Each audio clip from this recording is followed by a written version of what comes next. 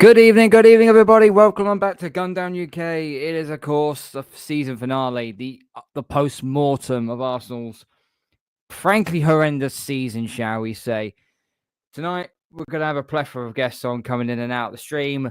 But for now, I've got three very, very brilliant people on with me. I've got Jez from the Arsenal History and More. He'll be changing his name very, very soon, hopefully. Jez, good evening, sir. How are you? And how is because you're in France right now. You're not in rainy old England. You're on vote. You're mute. You're mute. Sorry, mate. Yeah, it's rainy old France as well. It's been since we got here yesterday, late afternoon, early evening. It's been pretty rubbish actually. Proper cold today. And, well, I say cold. It's been windy, wet, no sunshine. But apparently Friday, it's predicted to pick up back up to about 28 degrees. So we're looking forward to that. That's my birthday. So I'm looking forward to having a nice day out on Saturday. We haven't got anything planned, to be honest, which is I like that because we just say, right, let's just go and do something.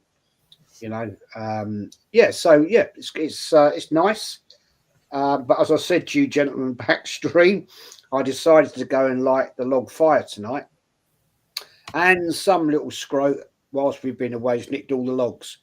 So I was scrabbling around to try and find some logs to get on the fire, and it didn't go well, really. Smoked the house out. That wasn't popular. I'm going to have to sort that out. If it's, I wasn't expecting that, but hey, that's all part of the fun, isn't it? Really? Yep, it truly is. Truly is. Lion Tex back with us for another go around. How are we, sir? Yeah, not too bad, Karl, man. Thanks for the invite, bro. Big up to Jez and big up to Static as well, man. Boy, I'm just glad the season's over, bro. So. Yeah, good to be here, man. And big up to everyone and big up to the chat as well, man. No, it's good to see you, mate. It's good to see you. And for the first time, Static. He is my main moderator on this channel, and I've been pestering him for like the last 2 months for him to come on. He's done so for the end of season finale. How are you, my man? Karl, I'm good, man. I'm good. It's about time I've come on your channel. I'm sorry it's taken this long, but work commitments, what can you do? Apart from the weather today, I've been good, man. Jez, it's great to see you again. Lion, Tex, Natster, who's just come in. It's great to see you, boys. This will be one heck of a show tonight. Indeed it will be. Indeed it will be. And of course, Natster has just decided to drop it right on the last minute. Natster, how you been, mate? It looks like you've just been out hunting because you're in glasses and a hat. What have you been doing, my man? Yeah, no, I've been decided to make a change, man, in the mirror settings. Yeah, hitting the gym, sorting shit out. And have you got a white glove on, or is that just... Not quite. Nah. So, not as late as I usually am, but sign of progress, innit? Remember what Arteta said? We have to dream, guys. We have to dream big, guys. We will win that trophy. We will win that trophy again very soon, guys. Just be patient with us, guys. So, yeah. Looks like at this moment, I'm basically at the point where I'm showing more progress than Lego Head. So if I'm showing more progress than Lego Head, need I say any more? Nah. Anyway, big up Karl, big up Jez, big up Static, and big up Lion Tex. Pleasure to be here. As always, I don't take the shit for granted. Never have, never will. So yeah, looking forward to tonight's show. No, it's going to be a good one, guys. It's going to be a good one. Make sure you smash the like button, guys. Hit the subscribe button. Tell all your friends. Follow us on all social media platforms and follow the new podcast, the Take Aim podcast on Spotify. The latest one that was on, I think it was on Sunday, is up. So go check it out. And everyone's links is in the description. If any one of my mods, obviously Static's on here, so he might be able to do it. If anybody else, 2 more of my mods, I think AJ and someone else's, you can find their links, get them pinned in the chat. That'll be absolutely grand. The Oregon Goon is in the building. Sack him now. He is he is sick and tired of this. We will go through the chat as we go along. Jez, so we're going to come to you first of all. This season's been a total, I would say a total disaster. But we're going to start from the start and then make all the way down through the season. The summer. We knew what we needed. We finished 2 points behind City last season. And we were screaming for a striker. Been screaming for a striker since Pierre-Emerick Aubameyang walked out the door. Not replaced him. So with this 80 million I think Arteta had, it's a small amount, but it should have been enough to get yourself a gun man up top. We ended up getting a left back who can't defend and a defensive midfielder who we converted to a striker because, side note, we had no striker. What was your first impressions of the summer window? Because it was a straight up shit show. Well, let's put it on the table. We could have got Ivan Toney. Not saying he's the greatest, but he can score. He's strong. He's big up front. And I'm convinced if we had bought him for, what are we talking, 50 million? Thereabouts. He would have scored goals that would have probably won us some of the games where we've drawn. I'm not saying he's going to be a Thierry Henry. Of course not. I'm not that stupid. But we needed that person that can actually be the fox in the box, that can nick the little goal here and there. And this manager, for 3 seasons now, hasn't done the deal. So if you want me to give you an opinion of that window, of a rating, to me, it's got to be at least maximum 2. Maximum.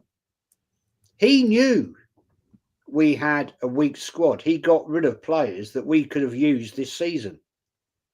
Why? I question that. Why? For what reason? It's not like we need the money. We're not a poor club. We have money. Yes, all right, they've got to balance the books on wages, but hey, whose fault is that? He's let people come in here on stupid wages, dare I say it, Havertz. Stupid money a week. For what? What has he contributed? And I can't remember who it was. It's the first season, I believe, I might be wrong, but somebody did pop into a chat I was on the weekend. First season, we haven't had any players hit double digits scoring goals. So what's that tell you? And yet again, he lets players go out the door. Tierney's going back to Celtic for no money. Shocking. Personally, when that gentleman came into the club, he interacted with Martinelli. They had a great rapport with each other. Martinelli was scoring goals because he can cross the ball and Tierney was overlapping him to give him the ability to get free, to get in the box and score goals. This manager is a fraud and a fake. And sadly, unless Berta can get him out the door, we're stuck with him again. I don't trust him with any more money at all. He clearly doesn't have the ability to get the players in we need because it's his dream to do it his way. But the thing is, before I shut up, Karl, his way has failed now for 5 seasons. December will be entering his 6th year. Are we going to sit here and accept this abject failure? But unfortunately, there are way too many Arsenal fans that do accept failure. We dismiss the domestic cups now. Are we that big a club that we can afford to do that when we haven't won anything?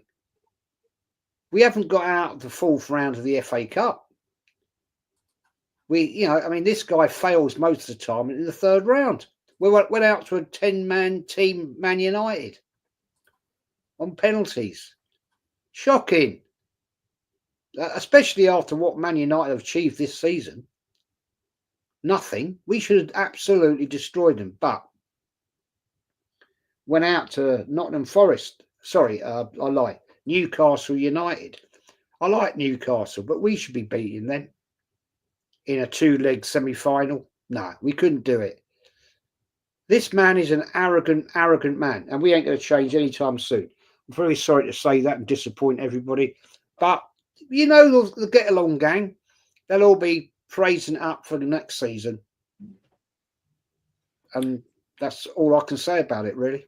They will be lording it up. They're trying to lord up every player in this summer window, but they're going to be great and so on. But I think a lot of people have said that it doesn't matter who we bring in, it looks more likely that Arteta is just going to be the same manager doing the same crap over and over again.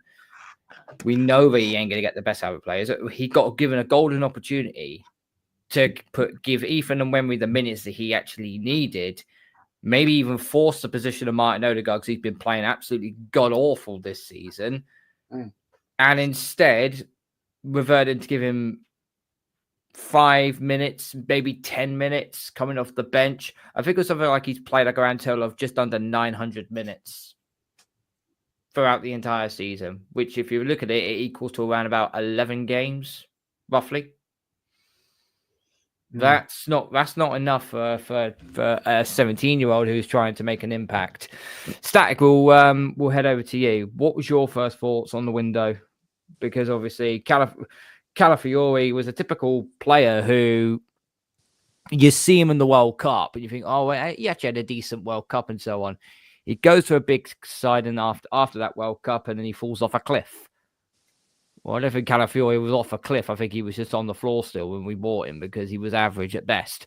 And then there's Mikel Moreno, a certain YouTuber. I think he's called Lee Gunner. Not sure. Might be. Described him as the third best midfielder for Real Sociedad, behind Mendes, behind Zubamendi, who again we're linked with. Will we get him? God knows how long. But Moreno, I've seen him enough in midfield, and he's been absolutely toilet water.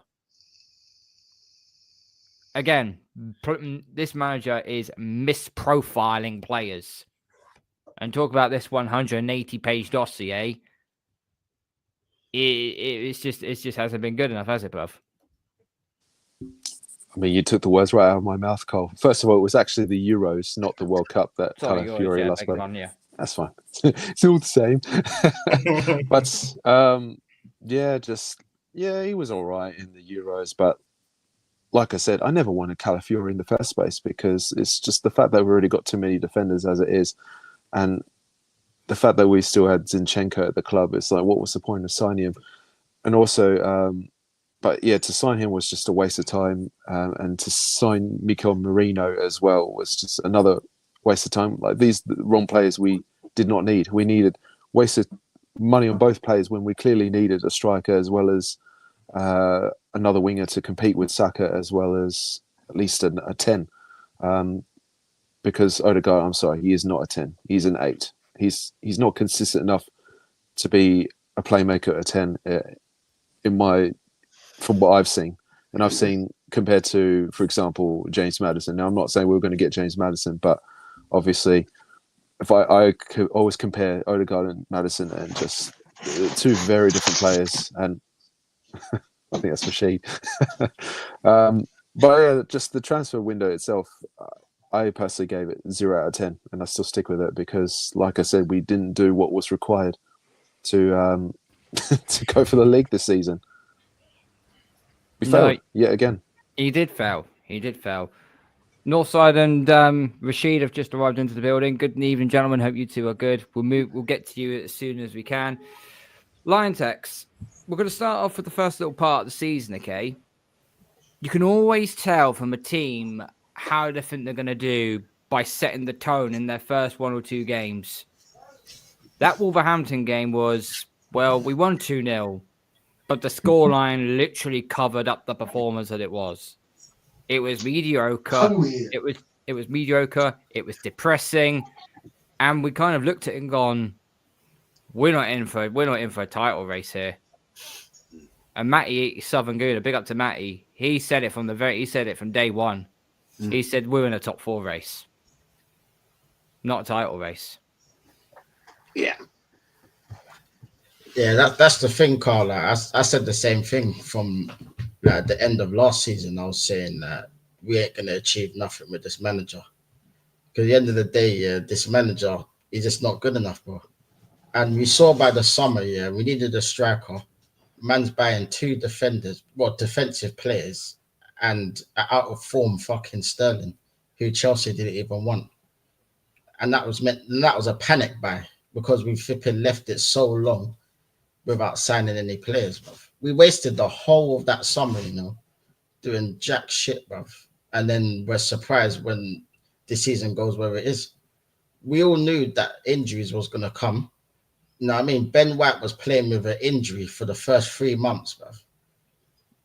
And Arteta knows all of this, because he came out in his post-match the other day saying about Timber that, he's been injured for weeks. So why the fuck are you playing him then? No, I mean, like, these kind of things is what, like, really annoys me about this manager, bruv.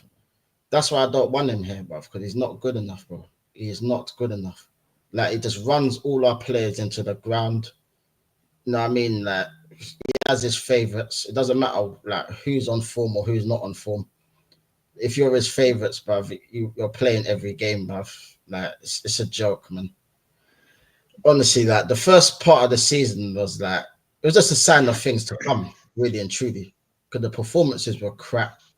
Like, half of the games, we were just sitting there falling asleep because we're so bored. You know what I mean? Boring us to sleep. Whether it was Champions League, whether it was the Premier League, Carabao Cup. You know what I mean? It's the same shit, man. And then we have the opportunity to actually get to a final, and this man can't get it up, bruv. Like, I think he needs Viagra or something, bruv, because, like, things are not flowing down there. You get me? Pause. You know what I mean? But it's true though, fam, man. This man he just can't get over the line. He's not good enough. He's never been good enough. I don't know why he got the job.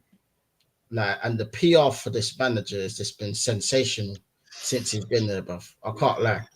Because I look at this man here and I look over the last 5 years and I think, like, all these top gooners say, they took us from the mud.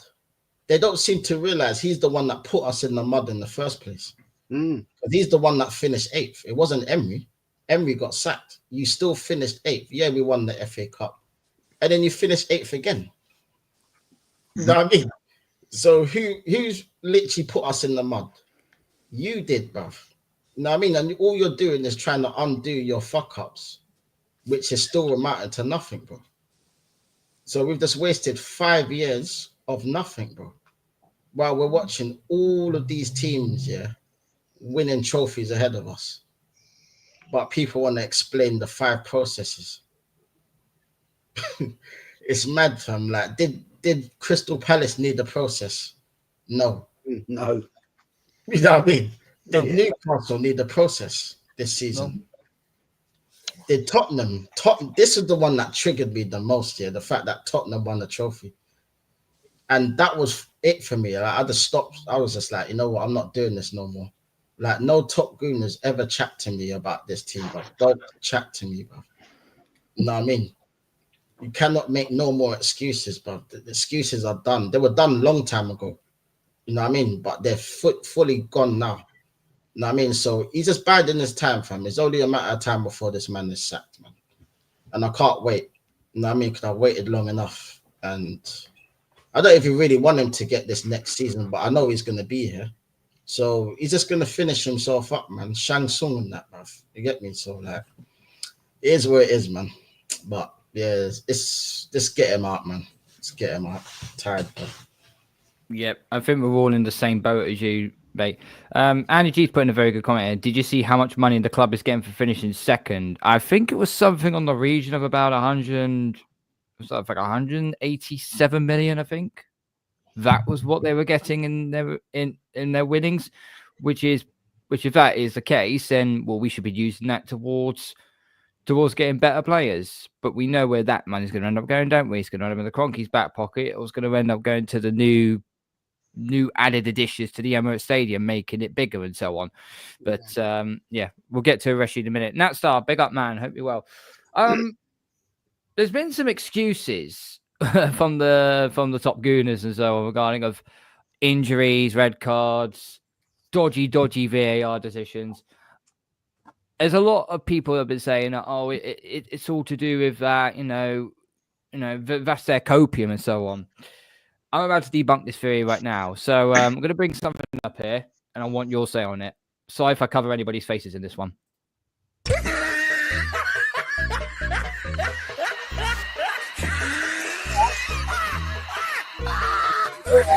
Without in the Premier League table, notice the fundamental difference? Liverpool is still at the top, and we're still second. Mhm. So please, Natstar, mud them. Well, guys, it is the history of the us now. Apparently we are the only team that is flooded with injuries. The whole footballing world's against us.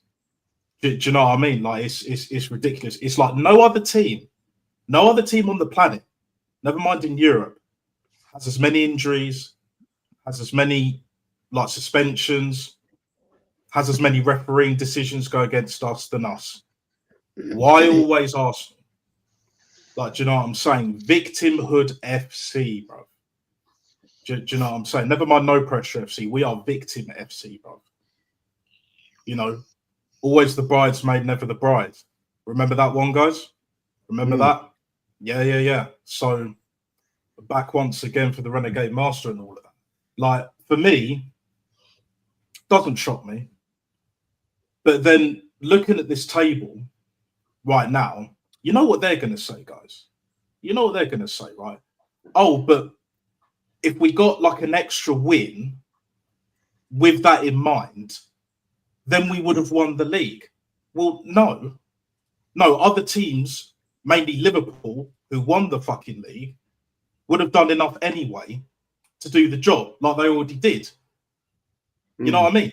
So it's like, it's a much of a muchness, to be honest. Like, I don't see how and why, these Arteta lovers, these lovies, right, keep complaining, keep making excuse after excuse after excuse.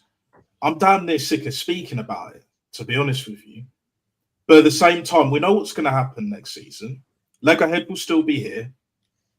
We'll get a few players in, at the very least. And then by Christmas, watch what happens by the time we get to Christmas. You think we're going to be first or second or even third? Nope. I'm not convinced at all, bro. At all. Yeah. This is just my opinion personally. I think he's gone by Christmas only because we're going to be sliding down that table. Yeah.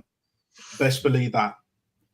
And he'll probably get another year, another season. But I just want this fucking fraud, this scumbag out of the football club. We will not move on. We will not get to where we need to be. No progression. No, it takes time. No dreaming, Martin Luther King settings and all of that. No. It's trophies now. It is literally win or fuck off because we are all tired of this shit. People in the chat, everyone on the panel, this is what it's about. When you have the likes of Palace, when you have the likes of Newcastle, fucking Tottenham, all winning this season. Chelsea could win tomorrow night. Liverpool won the title. That's potentially 5 teams, definitely 4 already. Like, when is it going to end? Like, at what point do these bullshitters, these clout chasers, realize that, look, enough is enough? This has gone way too far. It's like a bad joke being told over and over and over again, rinsing the hell out of that shit. And then now, what? We're just going to hope and see what happens. Like, look at them players. After Newcastle, after Southampton, they've already clocked out. You think they're going to turn up next season? Arteta's been there damn near 6 years. They had enough of him this season. probably some of them last season in 22-24. I mean, like, it's beyond a joke. This is abysmal. This is disgraceful. But again, all those 4 or 5 teams that I mentioned that have already won trophies, one potentially going to win a trophy tomorrow night. This is the result of it takes time. Backing a manager when the football club is the star. It's about that. The fans are way more important than just one fucking guy, the manager. And let's be real, it's more about the club, just the manager, because the players are actually out there on the pitch trying to win the game. But they can't win the game because Lego Head is vicariously playing through these players and shit. Like it's fucking FIFA. What the hell are we doing here? What the hell are we doing here? I'll end it on this, right? Before I ramble on anymore. When Lego Head gets potted, and he will get potted, I don't want to hear shit from the likes of Igal, Christian, Stricto, anyone else. You know their names and all that shit. The usual suspects. Mm-hmm. There are no more excuses this year. No more excuses for this up and coming season. I don't want to hear nada. And when he goes, you lot can fuck off with him. Jim Jones, Captain Black looking ass motherfucker. Because I'm absolutely done with this shit. Completely. Get him gone, and then we can start being an elite football club once again. Best believe that. Facts, mate. Facts, mate. I could not agree with you anymore. Big up the Posh Bertie. We had injuries, they said. Spurs had 3 attacking injuries. They won the Europa League. Yeah, makes it stupid. Makes it ridiculous. Rashid, big up, man. It's been a while since you come on. Bukayo Saka, I'm going to lead you on to this, okay? He goes down with an injury, and we could all tell that he was going to be injured over the last 2 seasons, being ran into the ground, not being subbed off properly, playing in absolute meaningless games that he didn't have to play in. He comes back, and I'll be very honest with you, he certainly didn't look match fit. He looked fit from obviously the recovery of the injury, but he didn't look match fit. Playing off adrenaline, trying to get through it and so on. I have had arguments with a few people on X and a few people on a couple of streams where I said we should not be playing Bukayo Saka full stop. This is a grade 3 tear hamstring injury, and if he ends up freaking redoing it again next season, you've just shortened his career. Or rather, Arteta has shortened his career. And it's not so much as that. Kai Havertz, despite the fact we all think he's a freaking useless donkey. He's Dominic the Christmas donkey, right? He goes down with a teared hamstring. So too Gabriel Jesus. He's now on his 4th bloody surgery. He'll be very lucky to play football again at a proper high professional level, because that's going to kill your speed. That's going to kill your technical ability. 4 scars on your knees. Jesus Christ. That's crazy. That's nothing you don't want to see. The injuries are piled up, and we only have ourselves to blame for this because, once again, we didn't re-establish ourselves in the window. We sold off Smith Rowe. We sold off Eddie Nketiah, who, by the way, won an FA Cup with Crystal Palace. Sent Nelson out on loan. Fabio Vieira out on loan. And didn't get no reinforcements on top of that. So we can tell already from that point that something was going to go badly wrong already. Talk to me, bruv. I want to start with just to kill this whole idea of because we didn't have Saka this season, we didn't win the league. Saka's a good player, but let's be real, we had more points without him than with him in the team. Going back to the injuries, I'm sorry, Arteta. Yeah, last season you didn't have any injuries, but you still didn't win it. So nothing really changed. This season you came in, like you said, he didn't come prepared. He's taken over a team and we have more injuries than probably players fit.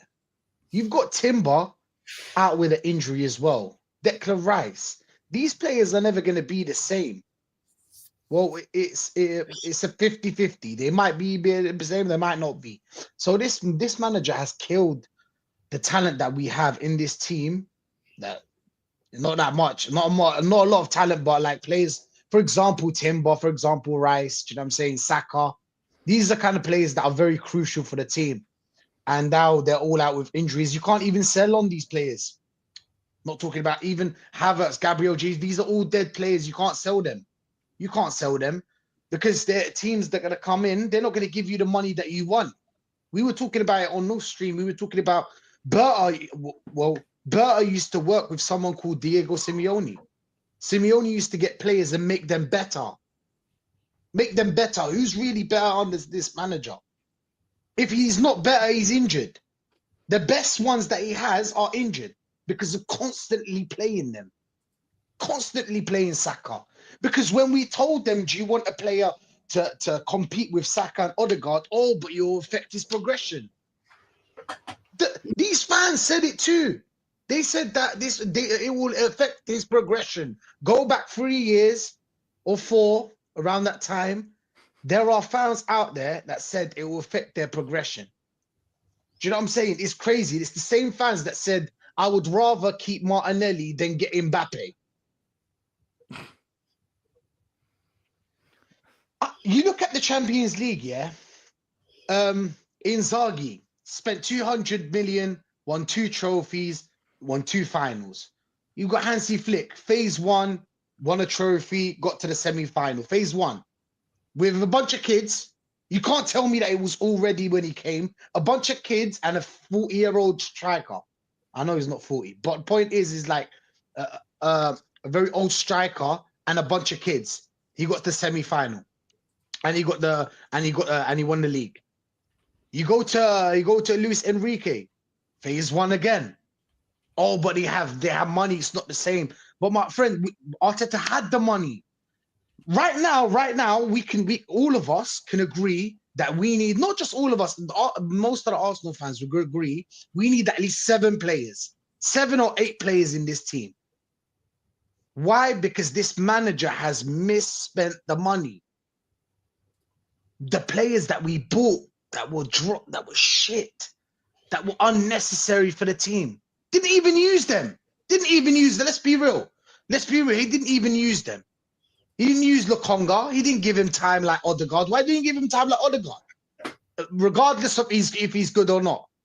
Sterling, why didn't he give him time? We waited for Martinelli all season to score 6 goals. Come on. Why didn't you give them time, these players? Because every time you don't give time for a player, I see that he's even better, even better than the player that we have. You've got maybe Timber, Saliba, and Gabriel. That's about it. They're the only 3 players that you can really sell. Saka and Rice are untouchable, obviously, but like it's a problem. And we've got 100 million now. I know that people are saying, "Oh no." I think it's true. I'll be real. I think it's true. I've seen it before. 100 mil. That's what we got. Because when they were asked about Rodrigo, that was won everything. 100. All they needed is his package was like 100 million. Oh, that's too much to spend. Oh, is that too much to spend? How are you gonna buy us Gyökeres? How are you gonna buy us Leao?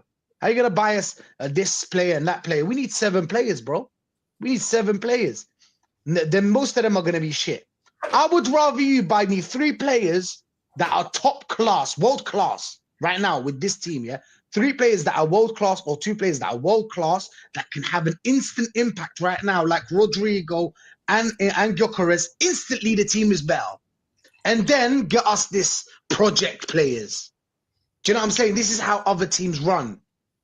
But we haven't even started any. We're just talking, always interest, profiling, watching, observing, using just words. Do you know what I'm saying? It's mad, bro. Like, when are we gonna start? I want Romano to say in talks. Do you know what I'm saying? I want the done deal. Oh, but a done deal is not a complete deal. So it's always, do you know what I'm saying? Always worrying with this club. But yeah, man, I'll end it on this. Yeah, it's a problem. Squeezing. There you go. Big up to you, CPT crew. Squeezing. Like, come on, man. What are we doing here? What are we doing here, bro? But yeah, man, it is what it is. Let's just hope for the best. That's all I said on this channel, man. Let's just hope for the best. I don't see anything. I don't see it, bro. I think maybe we'll get one good player, and the rest are just players that we don't want or we just don't need, or but thereabouts the same. Like, for example, you were asked about Leao. I just think Leao is just a little bit better than Martinelli. This is what we always do. We never upgrade on a player to the point where we don't need to go out and sign more players. Do you know what I'm saying? But yeah, man, that's my thoughts on it. That's my thoughts on the whole squad situation. Absolutely spot on, mate. Couldn't agree with you more. Northside, thanks for jumping on, buddy. I'm going to give you a list of words here from Arteta's press conferences, and I think we can all safely agree over the last few months they've been getting more and more fucking crazy and deluded as the weeks have gone by.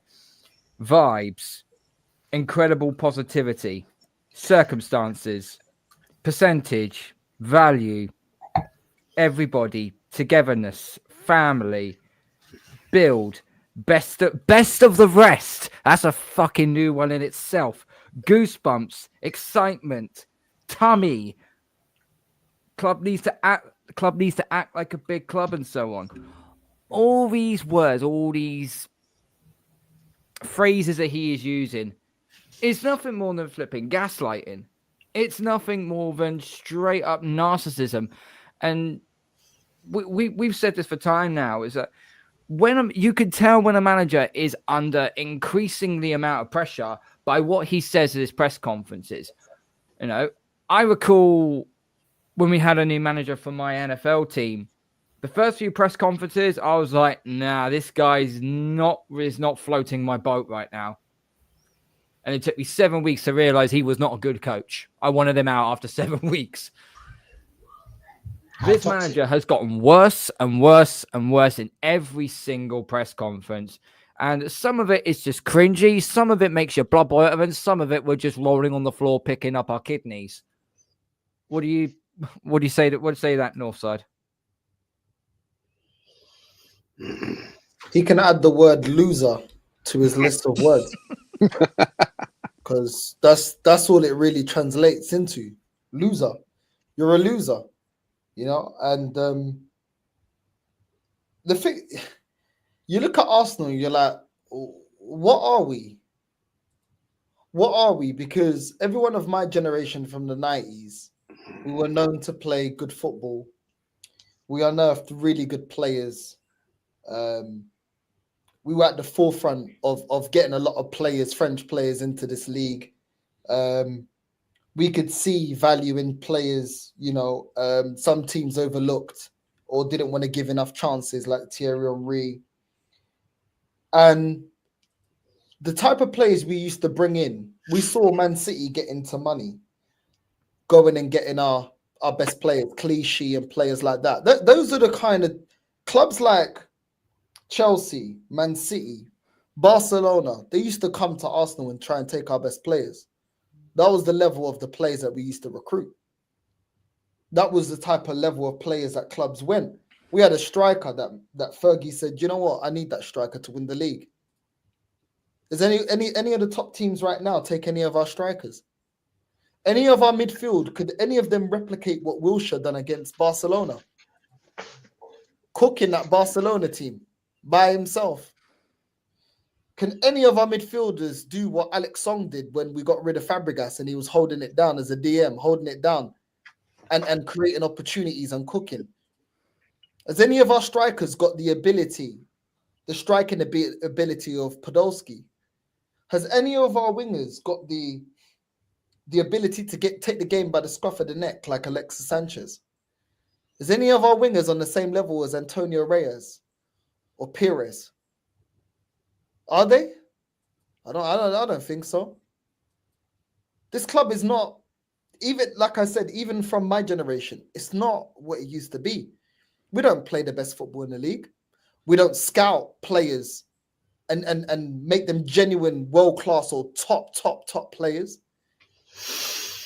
We don't have we no longer have a an academy and a bench that we can use in the cup games just to get us to the quarterfinals, semi-finals before we even need to rotate. This is what we used to be like in my generation anyway, as far as I can remember. That's what we used to be. David Bentley didn't make it at Arsenal. No one gave a shit. Miachi didn't make it at Arsenal. No one gave a shit.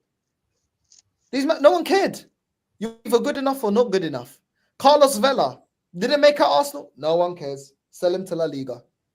Not good enough. Bentner, you're not of the level. Goodbye. Sonogo, you're not of the level. Goodbye. No one cares. Goodbye. See you later. See you later. Now what are we? What are we known for? We're not even known for winning cups anymore. We're not even known for that. And that weren't good enough. What are we? I don't know what we are. We used to play Barcelona-esque football. We used to play amazing football. You'd want to replicate it. But we'd win trophies as well. Now, what are we? We can't. When's the last time we got a manager ahead of the curb? Let's even be real. Even when we got Unai Emery, that was still thinking small because he's only a specialist at winning, European Cup. And I'd still take Unai Emery, but he's not guaranteed to win your Prem. He's not guaranteed to win your Champions League. So we're not ahead of the curve of identifying managers. We're not ahead of the curve of identifying talent around Europe. We're not ahead of the curve in terms of play style. We're not great sellers. We don't sell our assets well here. What we known for here? Literally merchandise and bottling league titles. This club, it's just a facade. So this manager can talk all this crap about transmit and showing teeth and all this crap I hear him talking about. No one cares, man. No one cares. Just win us trophies. I never saw the George Graham era. But you know what? I'll take that if it means I win trophies. We're sitting here again and we're seeing once again, before I finish, we're linked to Mbeumo, we're linked to Mitoma, we're linked to Gyökeres, we're linked to Sesko, we're linked to all these players once again. We got Berta now. Some people in the chat are saying, oh, Rashid, this ain't Football Manager. Okay, so why are you gassing up Berta then? Because on one thing, you're talking about Berta's gonna sort everything out. So then we're giving our requirements as to Jez wants this player, Rashid wants this, Aaron wants this, Karl wants this. But then you're telling us it's not Football Manager. Why are you hyping us Berta then? Either he can get the job done or he can't, innit? Either he's good at getting deals done or he ain't.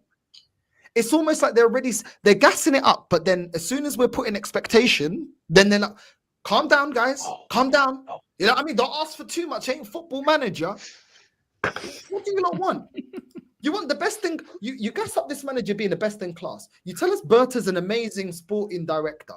You're telling us that we got all this money to spend. The owners are behind the project. You tell us that we've got all these great youngsters. As soon as we start applying pressure, well, hold on. Relax. It takes time. There's context and there's situations that were out of our hands. VAR, the referee. Bro, I don't get it. Either you're behind this, yeah? Either you're going to get... No, man is saying Northside football isn't simple. It's only complicated for us. It's only complicated for us. Yeah. Because at the end of the day, you can't gas every aspect of this club. Manager, player, sporting director, everything. And then when we have expectations, all of a sudden, yeah? Oh, no. You guys are asking for too much. Oh, you guys think it's easy. You guys... Okay, but which one is it then? Are we ready to be winners or we're not ready to be winners? Is this project going to lead to trophies or is it not? It's always half-hearted with this fan base. Gas it up. And then when we want results, well, let's look at the market. It's not easy to sign players. Well, it's easy for us to sign duds. It's easy for us to sign duds. So why is it easy to sign duds and not easy enough to sign top players? I'm tired of it. I'm tired of the rubbish. I'm tired of the excuses. And for me, bro, like I'm just not putting too much energy into this transfer window because it's just very like Arsenal for Arteta to speak it up, the club to speak up, all this rubbish and for us to underdeliver. So I don't know. I just want Arteta gone. And the biggest embarrassment is Ange actually had the balls to say, I win trophies. Something that this manager's had 5 years has not had the balls to say. I win trophies. And he told them when they're going to expect a trophy. Year 2, I win trophies. That's gutsy. You got to respect that. You got to respect Ange for saying that. I win, bro. Not, but context, but because Arteta's been saying, yeah, but we're so close and we're almost there and we get there and people think, oh, it's not good enough. It's not good enough. Bro, stop being a coward. Tell us when we're supposed to expect a trophy. Ange said it. They called him a clown. They mocked him. They took the piss. Even I took the piss. Delivered. I respect that, man. I respect that. He's like, yeah, you may not believe in me. I'm going to get the job done. Even at Spurs, I'm going to get the job done. I'm going to tell you when and I deliver. As much as I hate Spurs, I got to respect Ange for that. Because he showed that, yo, I don't care. I'm going to deliver. You know what I mean? And you got to respect that. This manager is always avoiding of, Mikel, do you need a striker? Oh, internal solutions. Look how good Havertz looks in training. Look at his thighs. Look at his biceps. Look at his hips. All this bullshit. It's too simplistic. It's true. Bro, what he told one journalist, oh, did you see him? Oh, he bulked up. Oh, it's incredible, guys. Incredible, guys. Yeah. Oh, shut up, man. You talk about a man like this. Batty man. Batty man. I'm just gonna call it for his batty man. I'll never be looking at a guy. You'll never catch me looking at a guy going, oh, look at the hips, look at the thighs, look at the oh my days, look how body's incredible. My days. Oh, bro, I'm telling you, bro, he came to my granddad's house talking like that, he would have got cast. It's not looking good, bruv. You come into my granddad's living room talking about how bulky your friend's legs are, and bro, you're getting finished. You know what I'm saying? You're getting finished, bro. Sadistic slap. Away with that. You know what I mean? But anyway, but it is what it is. Like I said, I just want him out, man. I just want him out. Just get him out. You know what I mean? And internal solutions. The last thing I'll say, get me Renee. You don't want to get other managers out of a contract, get Renee. She's already here. Get Renee. Please bring Renee to the men's team. I think she deserves it. You know what I mean? And probably bring through some of the women's as well, because they got more balls than the men. So bring them through as well. And maybe we'll move forward. But for me, I'm tired of hearing this manager, bro. I'm tired of it, bro. I know. We're all sick of it. Aaron, glad to have you back, mate. Hope you're feeling a lot better, because you've not been well the last few days. So hope you're all good in that. I don't have the COVID cough sound effects on my platform, so can't do that today. Northside actually transitioned really well on it, because Rennie Sledgers, who won the Champions League with the women's team over the weekend, which is a fantastic achievement, by the way, on the Take Aim podcast, went on for about 25 minutes talking about how good it was. But then I also transitioned to the fact that how come is it? It's all right to turn around and say, but when managers across Europe and across the world, it takes them 1, maybe 2 years to win a league, or 1 or 2 years to win a cup, and so on. That's all well and fine. But when the manager of Arsenal women in her first season has only been there since October of last year, goes on and to win the biggest accolade that you can in women's club football at European level, and only the second time in our history have we won it. The last time we won it was back in 2007. I was 16. I was finishing school at the time. That's muddied this manager even more, because now she's gone and won a major in her first year. And here's what I will point out as well. Josh Kroenke. Now, as much as we could say how much about our owners, okay, he was there at the final. He was smiling from ear to ear when they lifted up their trophy. And he got his first grasp, his first touch of what actual major silverware feels and looks like. Surely that's got to be a clock ticking in his brain right now saying, okay, maybe you don't need 5 years to go and win a title. Maybe you don't need 5 years to win a trophy. Because he has said, what was his press conference at the start of the season? He wants to win major trophies. Stan never said that. Stan never, ever, ever said that. Josh, on the other hand, said that off the bat. Is that surely this manager's running out of time, and I think he will be gone by the end of the season. by the end of next season, rather. But can he be gone sooner rather than later? Because what Kroenke has just done or just witnessed, he'll be like, well, I want some more of that. The minute you get that first sweet taste of silverware, you want it more. Becomes an addiction. Yeah. What do you say to that, bruv? Yeah, well, first off, sorry for being so late. I'm not even gonna beat around the bush as to why. It's Northside's fault. 150% Northside's fault. It's all him. He said he dropped the S bomb on me. Yeah, we was just rappling up the stream all nicely, and then he mentioned cold pint of Stella, and then I was like, oh, for fuck's sake, Northside, I've got to go to the shop and get myself one now. I don't think he can hear or not. Look at him. Yeah, he's just an innocent little bastard to the right and to the left of me. Yeah, it's all his fault. Blame him. 150% Northside. But now, big up for having me on, man. Big up to the panel. Big up to the chat. Look, man, I don't actually think it makes a difference in the world of Arteta because he's such a narcissist. He probably don't even care. He don't care that Tottenham have humiliated him by winning the trophy. He don't care that the women's team humiliated him by winning the trophy. He don't care that Eddie Howe humiliated him by winning the trophy. He don't care that Crystal Palace humiliated him and winning a trophy. In Mikel Arteta's head, he's unsackable. He's numero uno. He's such a narcissist. It's not going to make any difference to him. That's the worrying thing. Do I think he's going to be sacked? I don't know. I think we're going to have to be very, very, very bad next season for him to do that, for him to be sacked. And the frustrating thing that I find myself in, bruv, is that I can foresee us being very, very, very bad. I can see it. Everyone on the panel, they're like, yeah, we can all see it. If we don't get the summer right, we're all like, yeah, is there a foreseeable thing where we're all like, yeah, we'll probably be 5th by Christmas? Yeah, I can see that. I can realistically see that. You know, we're looking at the likes of Liverpool now, yes, replacing Trent, bang, Frimpong. They've got their left back in. I keep forgetting what his name is. They're right on the tail of that Florian Wirtz. All they need is a striker once they've got there, and they're going to be a scary proposition. Do you reckon Newcastle are going to rest on their laurels? They are aching to spend, bruv. Aching to spend. Chelsea, even though, you know what I mean, they've not been too much of a threat, will also win a trophy, by the way, most likely. They'll still probably spend. They'll eventually spend their way to the title, 150% about it. It might not be next season or season after. They will get there because money will eventually get them there. So you got Chelsea there. You got Manchester City. They ain't waiting around. What are we doing? Bro? Do you know what I mean? We need to start acting like a big football club because all these clubs behind us, right up our arsehole, they're ready to come and take our place, our second place trophy. They're ready. They're waiting. Look, it's frustrating, bro. You know what I mean? To sit here and the season's just finished. The season technically ain't even over because there's still a European game to play.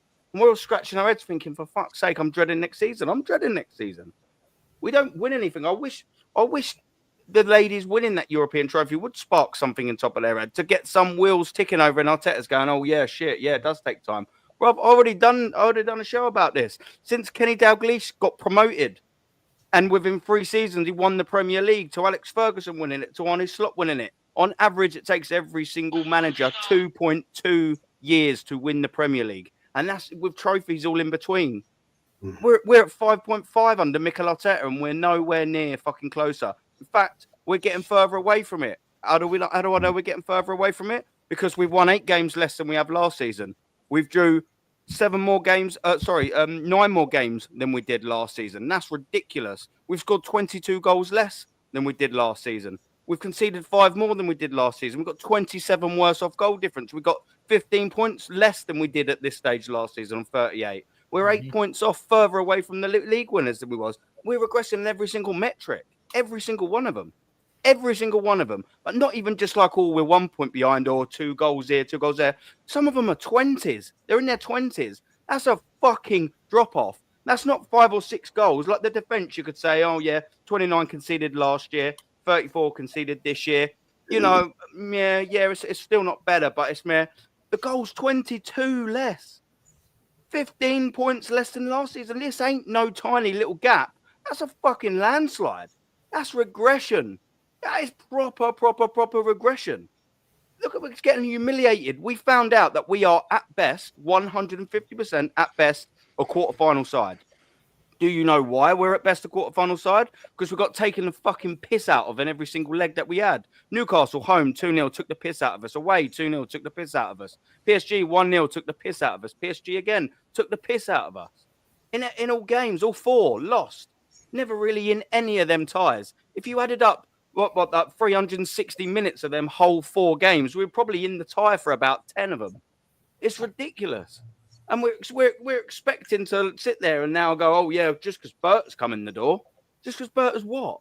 He ain't done anything yet. Granted, it's only 27th of May, but we've still only got from the 27th of May to work with. And guess what? We've also got the last 5 years. And the last 5 years are shit. The last 5 years are terrible. They're not anywhere near where good enough.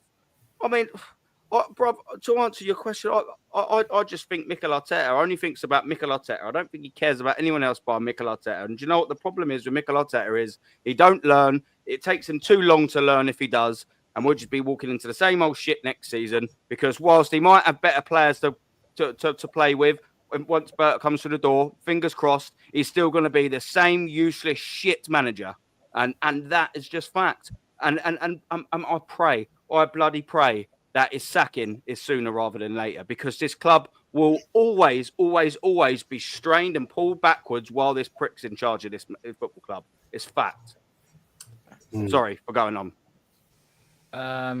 Only one way to say that. You were spot on there, bud. Spot on there.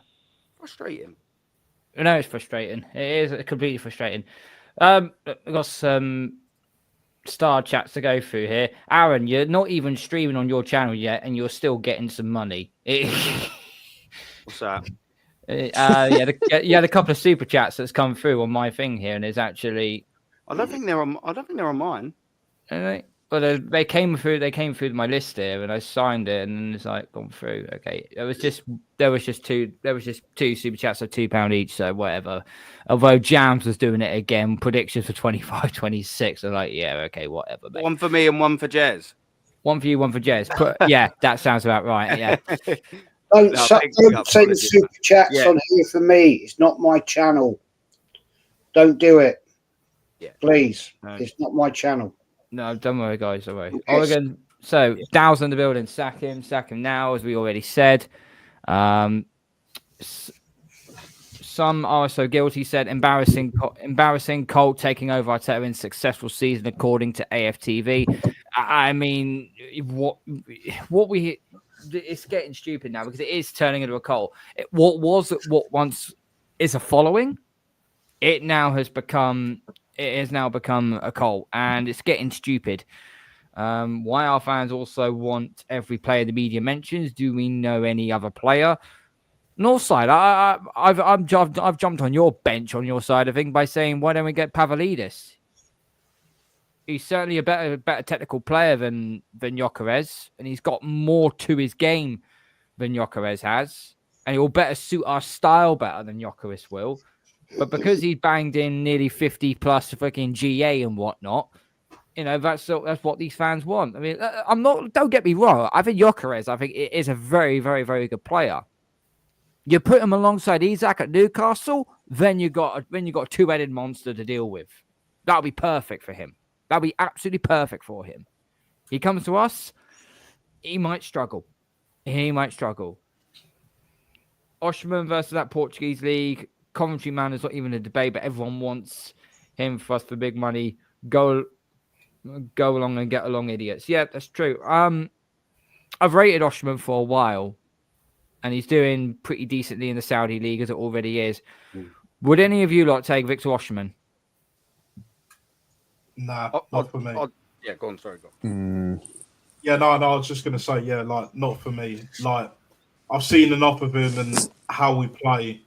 Like he's not going to get the service. Number one, number two. Even if he gets the service, like he's just going to get drowned out. Like that fucking donkey, Kai Havertz, purple patch. What was he got? Like total goals? What 15? Probably less. Like less than 10 Premier League goals. Yeah, he's been injured, but whatever. Like I just don't see how he can really take us to the next level. Because where we're at right now, if we had a Victor Osimhen, I don't think we'd be that much better off. To be honest, that's just the way I see it.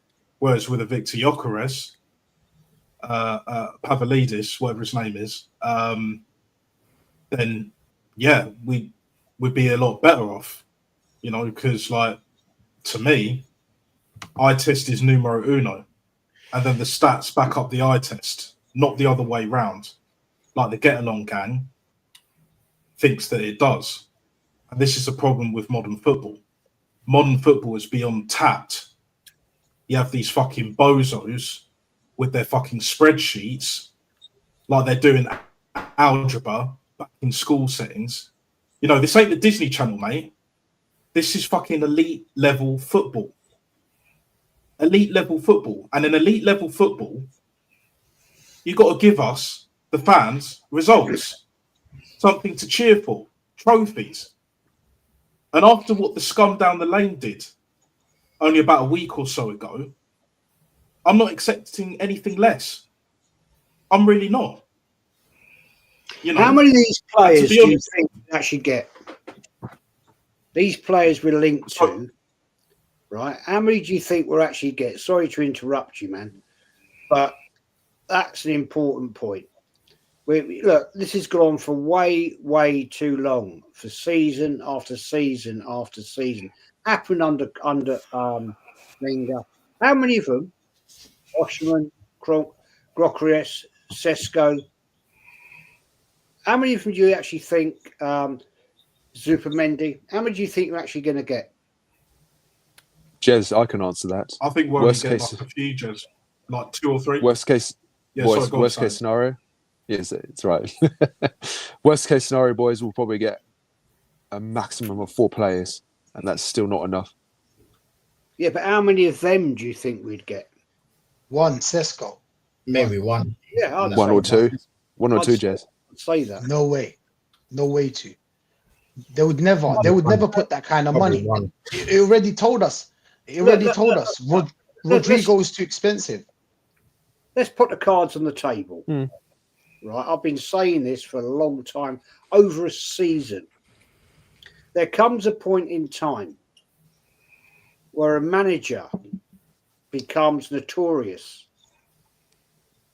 And players that have come in and players that have left, we can name. Aubameyang, lack of threat, and all that lot, right? They talk to other players. They're all in an elite club. They're the top 1% in the world. When they go on international duty or they meet up in the summer or God knows whatever else they do, they talk to each other. They say, "Oh, how's your season been? How's it going then?" You know, blah blah blah. And a lot of these players are going to talk and say, for example, just a pure example, Supermendy, right, might be talking to his buddy, who's a buddy of Saka, or he's a buddy of Martinelli, or he might be a buddy of an ex-Arsenal player like Aubameyang. And you say, how did you find your experience at Arsenal? You know, my agents possibly got an inroad for me going there. How was it? Well, you know what Aubameyang's going to say. Don't go there. The guy's a complete prick. He'll destroy your career. He'll treat you like a complete and upper. See you next Tuesday. Now, this is the case in point, right? The other night at the ladies' UCL final, David Dean was there. Interesting. What's David Dean doing there? What was that about? He's nothing to do with the club no more. But he was there watching the Arsenal ladies. He cares. Do you not think David Dean is going to be talking to people? Do you not think that these players talk amongst themselves and say, nah, don't go and play for him. He won't let you play with the freedom you want. He won't let you do what you want to do on the field because it's his boring, typical style of football that he's generated under his management. He does not have the attraction to get in top flight players. I'm sorry. I don't see it. That's why we end up with people like Calafiore, Marino, because we'll pay them silly money through their agents because they're not doing anything at their clubs at that point in time. Oh, Arsenal will take you. Why have we got Sterling? Because Chelsea got him and he did shit. So, we'll take him on loan. This is where we are with this football club. We once had the attraction of being a club that people wanted to come and play for. We're not anymore. We're not going to get in top class players with this manager. Sorry. I've been here, seen it and done it. Right? We couldn't do it before Wenger's days, I'm talking about, before George Graham's days. We had one manager, Bruce Rioch, who did get in 2 killers. You know, David Platt and Bergkamp. Terry Neal couldn't do it. And don't sit there and tell me we didn't have any money at the time. We did have money. We just didn't have the attraction. Mm-hmm. Liverpool were the big team. People wanted to go to Liverpool. People wanted to go to Man United, not Arsenal. And this guy, Arteta, I'm sorry to disappoint anybody out there. I'm right. I've seen it. He ain't going to get the top flight in unless you go and pay absolutely stupid money. And once again, we're in a trouble situation, paying 350 bags a week for a player that's going to come here and go, fucking brilliant. 300 bags a week. Wow. Happy days, man. Do you remember Ozil? Remember what happened with him? Yep. Yeah. 300,000 a week. What did he do? Nothing. Because we have management. The only difference I see personally, before I shut up, is Edu and Berta will have the commanding hold of the reins and say, well, we ain't doing that, boys. But we can get this bloke in. We can get this bloke in. And we'll see how far Arteta can go. And if he's capitulating by Christmas, he's out the door. I'll tell you now, that's what will happen. No, Absolutely facts, mate. Absolutely facts. This comment makes me laugh. Arsenal should sign Mason Mount. Get that. You can stick that scrub where the sun don't shine, mate. There's no way. Jesus. No. I don't want that bozo anywhere near my club, frankly. AFC always, big up, mate. Hope you're well. Make sure everyone's links are pinned in the chat. If you can, please, bruv. That'll be absolutely brilliant. Obviously, touchline facts and Northside raid. So big up to Northside. Thank you for the raid, mate. Much appreciated. AFC 87 put, apparently Arsenal offered a 5-year deal for Gyökeres. Cool. Have they triggered the release clause? No, they haven't. So doesn't make a blind a bit of difference, frankly. No. Box form court cutter, Arteta in, league title coming next season. Okay, whatever, mate. Much appreciated. Question to you, Jez. Being the elder statesman of the panel, what has changed between the Highbury Arsenal and the Emirates Arsenal? Way too much, mate. Highbury had an atmosphere. And football, in fairness, back then was different. It was pretty much community football. Arsenal weren't a brand. You know, we had a proper badge. That one. You know, one of history. When we moved from Highbury, when the Emirates was being built, loads of us were saying the club's going to be done. It's going to be finished. And I'm sorry, the Emirates is a fishbowl. And it's proven now that I would say, Aaron will know, you go, I would say 70%, maybe more, are not local fans anymore. Hence, when it comes to like 10 minutes before the end of the game, fans are walking out the door. they want to get in the train to hook off out to the Shires, which I find laughable personally, especially when it's a 3 o'clock kickoff.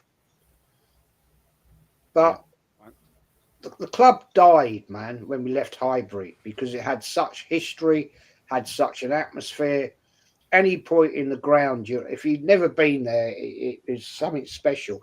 It was a tight-knit ground. It was a small ground, admittedly. There's no way you could get... Well, actually, that's not true. I was going to say something there. I've been at Highbury when there's been 54,000 for Tottenham games and Man United games back in the 70s and 80s. Was it standing, was it, Jez? Not all standing, but he had the upper and west, the upper west and upper east. But the bottom half was all terracing. And you were like that. Swear down. And it was not a nice, pleasant. It was a bit... I can only imagine what must have happened at Hillsborough. Must have been horrific. But it was not a nice atmosphere. When you got 38,000 in the North Bank, because there was no real health and safety then, to be honest. And it was not a nice time. And those sort of Man United Tottenham games were a bit of a nightmare, because originally the capacity was 42,000. Then they reduced it. But in the 70s and 80s, you used to get, bad times. I mean, it was uncomfortable. That's why I told you the stories before. You know, you couldn't get to the toilets, man. People would piss down your leg. I remember you telling me that before. Just leave covered in piss. Yeah, I mean, the front, at the end of the game, the gully down the front, that'd be just full of piss. And you can see it running down the bloody terrace. But I bet it fucking stank sometimes, isn't it? I mean, come on, man, yeah. The North Bank toilets back then were disgusting anyway. You didn't even want to go in there. They're not much better now, Jez. I'm not going to lie, mate. I don't know when the last time you've been. I know you give up your season ticket about 8 or so. Yeah. But they're not that great now. I'm not going to lie to you, mate. They're probably not as bad. I've got no reference point, but they ain't great now either, bruv. No, but football's moved on. Unfortunately, for the worst in my opinion, to answer that question, football's moved on to the worst for atmosphere. Highbury had the atmosphere. The Emirates, to me, hasn't. But I think I was never going to like it because I've gone to Highbury for so long. It's like moving home, and you think, nah, I don't like this house. You know what I mean? Do you get it? Do you understand what I mean? You know, living around the area, you know, knew so many people that went to the games. It used to take me half an hour. There's no word of a lie.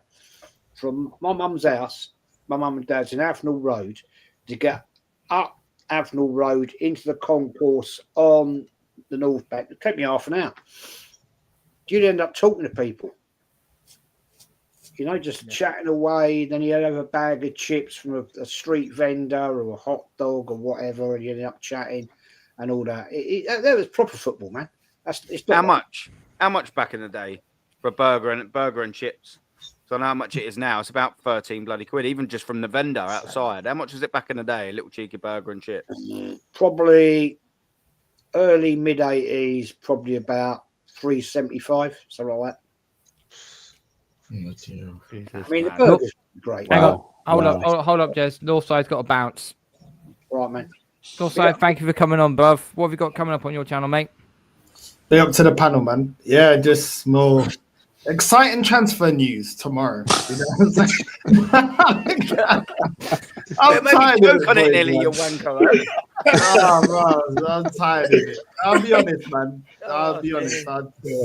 It's long, man. I just sign the players. But listen, big up Jez. Big up Natster. Big up to all the panel. You know what I'm saying? Big up to all you guys. Love Karl for having me on as well. And yeah, man, just gonna have dinner and sort out the transfer news for tomorrow. What's on the menu, North? What's on the menu, bro? I got soup today. Oh, you look well excited. Oh, fucking so You're in trouble, Northside. You're in trouble, bro. rough. Build up them bones, man. Build up them bones, man. Diet, man, diet. I was getting a pot belly. Look, no Maggies, I've drank no alcohol today. You see, no Magnum. Me and Jez are behaving. Normally, Jez has got the wine. He has got the wine. You just haven't. You just haven't been. Oh, he's got the wine. You're not very observant tonight, are you? He's got the wine. You made me go to the shop and get a couple of fucking tins and all, Northside. I'm invoicing you for them 4 beers, by the way, man. I'm invoicing you for them. Yeah, come on, man. Listen, big up, man. Big up to everyone, man. And I'll speak. Big up. Big up, North. Pick up, bro. Big up North, man. Yeah, big up North. I'm going to bounce as well, man, because By all means, I'm bro. going to go and have a proper French meal tonight. Is Mull, it snails? Yeah, I was going to say that. Frog's leg. It's just happens in frog leg. Is it toes? I like frog's legs. I've actually got some escargot. We're having mulls and chips with big, proper, crusty French bread. Beautiful. Le baguette. La The baguette. baguette. La baguette. Oh, enjoy, Jazz. Do that, man. Anyway, gentlemen, Bonsoir. all of you. Monge too. Bon nuit this time. Bon nuit's good night. Au revoir, Dress. Au revoir. Au revoir. Au revoir, Jess. Take care, Jazz. Right. Big up, Jez. As always, Take Godfather. care. See you tomorrow. Enjoy. Take care, Jess. Take care, but take care. Chill. Normski, welcome aboard, mate. You've been sitting there very, very patiently. We've been going through what has happened throughout the entire season. It's been an absolute mess from start to finish, from the signings to the start of the season to the injuries being labeled as excuses. The manager once again can't get out of his own fucking way if his life depended on it. But one subject we haven't talked about, big boy Andre Berta, mate. How much difference is he going to be now that he's sporting director? But how much control is he going to have, and how much reign is he going to have over Arteta? Because now the Conkeys look like they've had enough of him saying, you've blown 750 million in the last 5 years. There's nothing to show for it. There's a reason being why they never gave him any money in January. Probably because they paid Berta to get here. Yeah. So how much confidence do you have in Berta turning this ship around? Well, listen, I'm glad that the Cronkies decided that enough is enough. Yeah. And silently they're going about it the right way. Arteta is probably sitting there thinking, oh boy, I think there was a footage of him sitting next to Josh Kroenke at the Southampton game. Josh's face wasn't pleasantly smiling at all. He looked quite serious. He must be thinking to himself, look, all this money I've spent and you're just about beating Southampton. I think Berta will have some real significance in the club in terms of how he goes about the transfer business. I think short term, because at the moment there's this speculation about the infighting that's going on and whether, he wants Gyökeres and Arteta wants Sesko. I think I'm confused at the moment because at the moment I don't know who's holding up the process at the moment. That's the problem. I don't know who's holding up the process because, maybe they had already sorted out signings before because obviously Zubimendi looks like he could be coming. Arteta's got his eyes set on Sesko, but I think that's just going to be a wrong move. But regardless of probably whoever comes in, I think Nasta said it. Whoever comes in, are they going to really make a difference? And I think the reason why I don't think they're going to make a difference is because of the way Arteta coaches this side and the style of play significantly. He needs to change his style of play, and it don't matter what kind of top striker you bring in. If Gyökeres is scoring 40 odd goals or whatever, count that, get that down to 15 if he plays for Arsenal. because he'll have him tracking back, and not playing in his role as a proper striker. And that's what Arteta does. It's Space Jam. Yeah, he does Space Jams on attacking players. Literally deprives them of their quality in front of goal. And I think with him coming to the, if he does come, which I hope he does, but it's very much everything's up in the air at the moment. And I'm just kind of like, at the moment, the way I feel right now, and when I came onto the stream, everybody was kind of like, is it going to really happen? You know what I mean? What's this transfer window going to be like? Some people are saying it might be only 2 players. Some people are saying it might be 1 player coming in. Until I see Berta standing with whoever it is, then I'll have something to shout about. But at the moment, it's just speculation at the moment. That's all we can look at. It's just speculation. We're hearing, we're rumoured with this one. We're linked with this one. We're linked with that one. Yeah, you've got Liverpool flying in Frimpong for what do you call it? Man United, looking like they're going to sign Cunha. Yeah, they're getting their business done whilst we're here twiddling our thumbs and trying to figure out between Sesko and Gyökeres. I'm just kind of at the moment. I'm just kind of like, that's how I feel right now. I feel a bit deflated. Am I going to be deflated when it comes to the transfer window? I don't know, mate. I don't hold much hope at the moment. And I'm not saying that Berta can't get the signings. I think he can do it, but I think there's going to be a lot of background noise going on, and we'll want to see when that window opens. Once that window opens, if Berta lands the player he lands, then I'm going to say, yeah, Berta. I'm going to give Berta about 2 years to do his business. We can't just say, right, because you didn't do anything this summer. I think he's got to watch and see what's going on, see who Arteta wants, and if he feels that's not the right person for it, and he brings in the players, and Arteta fails, then come December, you need to be saying, right, enough is enough. Go to Josh Kroenke and say, look, we can't work with this. We can't be giving this man 200, 300 million, spent nearly £1 billion, and we're still going to end up second.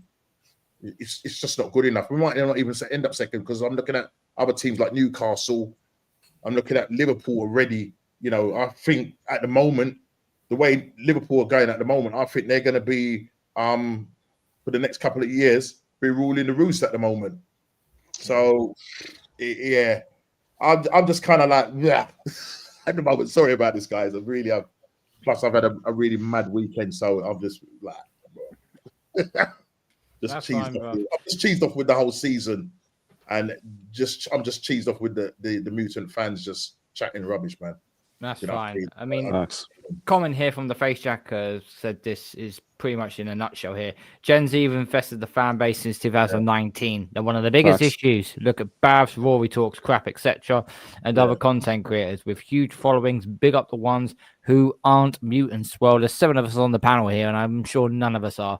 So, no, big up to you, Face. They're not serious, guys. They're not serious. I was watching a girl today on one of his shorts, and I'm thinking, you're just there to just create content. You don't even know what did he say. About. Yeah, he was talking about how he feel like crap and I'm giving Arteta he's saying he's blaming it on the club. They should have bought a striker. They should have done this. They should have done this. I'm going for the major trophies. We have to win the major trophies. I don't want to accept the Carabao Cup. I don't want to accept the FA Cup. The same old rubbish. I mean, it's just like mutant sentences. It's just like, I'm tired of hearing rubbish coming out of these guys' mouths. But Arteta told us he loves this team. Yeah. He's going to spread the goals of them. He loves the team. He's in love with this team, guys. It is. He's so much in love with it. He's in so much love with I just love this team. Exactly. Arteta is spreading other things around. Like, that's what he's fucking on. Let's be honest. Like, it's a madness, bro. It's a madness. That's wild. We know what this guy is on, bro. Coming from squeezing the lemons and all of that. Pause. You know what I mean? Like, it's an absolute joke. But what you're saying, Norm, is absolutely spot on. It's absolutely fucking spot on, mate. It's just like, there's only so much Berta can do, and then with the players that we've got, we know this manager ain't gonna do shit, right? So then, like, and then you have all the, you know, the Roy Talks bollocks. You have the Igal, you have the Bavs, etc. Right? Yeah. Absolutely, they're doing it for clout. Whereas us on here, we actually care about this football club. Like, we want us to succeed. You know, we're not here to get sponsorship deals. We're not here to make our debuts on fucking Sky Sports and TNT and that, because they'll probably end up doing some shit like that at some point. But it's mainly Sky. We know what the crack is. Pause. So at the end of the day, like, there comes a point where this shit has to end. And I've said this before. I do believe in the football gods, and the football gods have had a lot to say this year. They've had a lot to say, and they are punishing us. They're punishing Arsenal Football Club, and rightly so. We don't deserve it as fans, but the football gods are looking at us as just like, you're a disgrace. You deserve nada, and rightly so. And when you have Tottenham winning, tell me I'm lying, people. In the chat, you guys tell me I'm lying. The football gods have spoken. And trust me, if PSG win the Champions League final, yeah, you know what them fucking Arteta lovies are going to say next? Oh, but we lost to the Champions League winners. Yeah. That's another one to the list machine. I forgot that one. Let me write it down. Let me write it down. It's 100%. It's the same with Newcastle, bruv. But we lost to the winners. Two that won it. Oh, man, seriously. Oh, man, exactly. If Spurs don't want to win a Super Cup, man, jeez, man, that'd be 5 years. Oh, mate.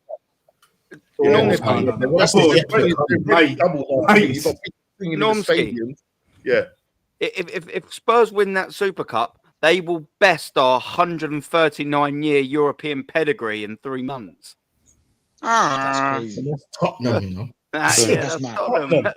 That's mad. Do you think they're going to sack Ange? Do you know what? If it was Ange, bruv, do you know what I'd do? I'd be like this. There you go, mate. I told you I'd win in 2 years. This is for the fucking stick. There's your trophy. Yeah. Fuck you. I'm leaving, mate. Exactly. I love the Australian accent. You killed it. You killed it. Man. But you know what I like about Ange, yeah? He came out and said it with chest. You know, when Arteta gets asked, if you go read through the press conferences, obviously, you know, not many of us do until we're on the YouTube thing. Then you start reading through the press conferences. He'll say anything apart from winning the trophy or winning this or going for something. So it's always excitement, trying. We dream. We had a dream. Do you know what I'm saying? So it's never like Ange came straight away. I win in the second year. Yeah. He never. Arteta would never say something like that, even though he comes out like a person that has ego and whatnot. But I want to see some of that on the field. I don't see any of that on the field. All I see is you just insulting our intelligence. That's all I see. Yeah. Telling us some bullshit. Every press conference is bullshit. Feelings. And what about the players? What, he told them when he was asked, what about how something happens to the players? Oh, bro, they're on 350. Sorry. They're on 285K a week. What do you mean what happened to the players? It does not matter. Do you think the guy that we work for, the guy that I work for, is he going to be like, oh, what if Rashid is not all right? Like something happened to him and his family. You can't, he won't be performing at work. No, he's going to be like, come to work, do your job, and leave that at home. And then he went on to saying, oh, but what about schedule? I got them right. I've got them written down. I've got all of this bullshit written down in my head as well. Oh, what about the schedule? So it depends on the schedule next season. So if you have Liverpool, City, and then Chelsea, it's a tough one. Yeah. Do you know what I'm saying? You play the same teams twice. Exactly. You play the same teams twice. Actually, you know what he also said in there? He said, not only did he talk about the schedules, he talked about it depends on what referee you get as well. He talked about the referee. He actually said it. He goes, well, he looked at it and said, you have to look at it in context. What's going to happen next season? Well, you got to look at the schedule. You got to look at the referees. What about them? What about them? But that's the excuse for next season. See, That's if what I'm anything saying. goes wrong, Rashid, he's putting it out there already. He's putting it out there for the mutant fans to go, Arteta, we love you. we scored a corner. I think that's where the top gooners got their excuses Excuses ready. from their master. Ready. And you wonder why we think they're in a cult, bro. Why it's a cult. The cult of Arteta. Jim Jones says. Captain Black. You know what? I've been saying this shit. Natster. Go on, Aaron. Natster. Do you know what, boys?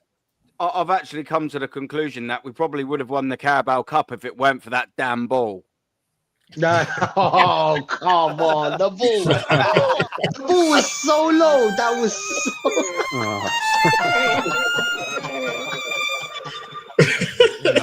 You know what? You're not having that, Aaron. You're not having I that. forgot about the ball, The ball. Oh, the ball that was okay in the previous rounds until you got Newcastle. You know what? That damn He's ball. got a poker face. Arteta's got a poker face because he said he was so serious. I bet you, mate. Honestly, he's taking As long as he gives something for the fans to talk about. So the ball, the injuries. Do you know what I'm saying? The schedule. You know what it is, guys? He's like a journalist in manager form, basically. Yeah. Give him something to giving talk us about. A storyline, isn't it? Yeah, giving us a story. He's a So we might storyteller. think, oh, maybe it's the ball. Oh, Storyteller. but I didn't understand the whole thing about the ball because we played with the same, as in Newcastle had the same ball. We had the same ball. So why wasn't it a problem for Newcastle? Why is it a problem for us? What I don't understand what his point was, but that's how it is with this with You know this what, manager. as well, though, Rashid? Like, it's not as if there's just one ball. There's numerous balls on a match day. So then that must mean that over both of them legs, the numerous footballs that were used, every single one of them just weren't quite at weight. It's ridiculous. What are we doing here, man? They're like, I wonder what. Don't forget, lads. Don't forget. It's been raining, guys. Don't forget. I think in one of the games, or maybe both of them, it was raining. Let's not forget that. It's been raining. And it was only raining in the half that we were attacking in. 100%. You know what it was, Aaron? There we go. It was scattered showers, yeah? So one half was like... just following us around like a cloud, isn't it? Do you ever, was it Monkey Magic, I think, years ago, and they used to have like a... Isn't it Looney Tunes? And used to follow it. That's what something like that. Just the cloud following you, innit? No matter where you move. There's a cloud that's been following us. Also, it's called fucking Mikel Arteta, isn't it? Was it the Truman Show, innit? Remember, like, when he's like sitting on the beach? Yeah. And it starts raining. He moves one way, and then the rain follows him. He moves the other way. The rain keeps following him. That's basically us, bruv. It's been raining. Ty knew all along. Ty might be an unknown genius. He knew all along. It's been raining. Oh my days. This comment here is dominant. You guys always say Arteta spends 700 million. He spends 700 million in 5 seasons. Very bored, failed Arteta. Okay, Wrong. mate. Well, first things first. Okay, learn how to spell. Tell him about it. Yeah, just like that, right? And then, secondly, the board failed Arteta. They're giving him 750 million. Name me another board that has failed the manager given that sort of money. Tell him how much Inzaghi spent in 4 seasons. 200 million. I think 4 or 5. Somebody correct me if I'm wrong.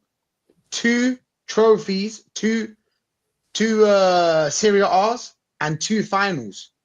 Yep. He spent 200 million. Klopp in 5 years spent less, got 1 more. We can keep going with this. The thing is that why I mention only these big clubs, because if I mention a club in Romania, you'll tell me, oh, but it's a farmers league, it's different. Do you know what I'm saying? So we have to mention we Liverpool, the same situation as us. What is the difference? They have a proper manager. They had a proper manager that's done it before. He came in with a great CV, just like he was happy for Berta when he came in, because he had a great CV. Do you know what I'm saying? This is how I know that Arsenal fans just lap up anything the board does. They bought in Berta. They're happy because what did they tell you? They tell you, oh, he has a great CV. Why weren't you worrying about the CV when we bought Arteta? Did you believe Pep Guardiola, bro? Did you believe him? Pep Guardiola is a snake. He does that all the time. He bigged up Ten Hag. He bigged up He bigged up what's the bold guy's name? Maresca. He bigged up all these. Of course, he's gonna big Vincent them up. Company as well. Like, do you know what I'm saying? They're his friends. It's because he has the CV. Yeah, it's because Pep has the CV. Pep's the like demigod. He's like the top tier, ultimate. Yeah. Like in their eyes, he's one of the football gods. I don't think so. That's more Fergie. You know what I'm saying? Ancelotti, when he hands up his jacket and he's smoking that cigar and all of that. Do you know them ones there? But I just want to say this, right? Yeah. For me, Lego Head's time is nigh. We know this. We all know this. The chat knows this. He's run out of excuses. The mutants are running out of excuses. Look, and to be fair, I almost applaud them for still continuing with trying to scrape for a few more excuses here and there. But this up and coming season, it's done, bruv. It's not looking good, bruv, at all. And when this manager gets potted, trust me, I will be celebrating. The tears will be glorious, and we can finally start being a proper football club. Because trust me, I'm not hearing no, it's Berta's fault, no, it's the board's fault, and I've been on the board's neck. I have been on the board's neck, but at the same time, I give credit where credit's due. In this January, when they didn't spend, I was like, you know what, board, fair play. Took you long enough that this manager can't be trusted with any amount of money. That's what the board did. The same board that have been backing this manager since day one with their PR. But like what Matt said, big up Southern Gooner each and every single time, right? Yeah. Failure's expensive. Absolutely spot on. Facts. Yeah. Failure is expensive. And Josh is realising this. He's realised this recently this year. And after watching the ladies do their thing, you know, we've been winning trophies at was it under 18, under 16 level and all of that. Correct me if I'm wrong. You know what I'm saying? It's almost like down there, every single age group plus the ladies are winning, but the guys aren't. The men's team, the first team, whatever, yeah? We're not winning. We bear the brunt of the banter era, which is still here, by the way. Which is still here. So we're basically at the crossroads now. The football gods are there. They're like, okay, Berta, inshallah, before it was Saka, but again, this manager has run him into the ground, as well as many other players. So now we just have to wait and see how Josh is going to move, what Berta's going to do, and how the rest of this board are going to react. Because trust me, it will get worse before it gets better. I don't see us being in the top 5 by Christmas. I really don't, which is why I believe he'll get potted. I could be wrong, and it will be at the end of the season. But we'll just have to see. But the point I'm making ultimately is his time is done. His time is nigh. It's game over. We're right at the end, boys and girls. We're right at the fucking end. And I can't wait. Period. Oh yeah, we're gonna be partying. Oh yeah, well, you know when this manager's gonna get sacked, we're gonna be partying. Sensational, bro. Baby.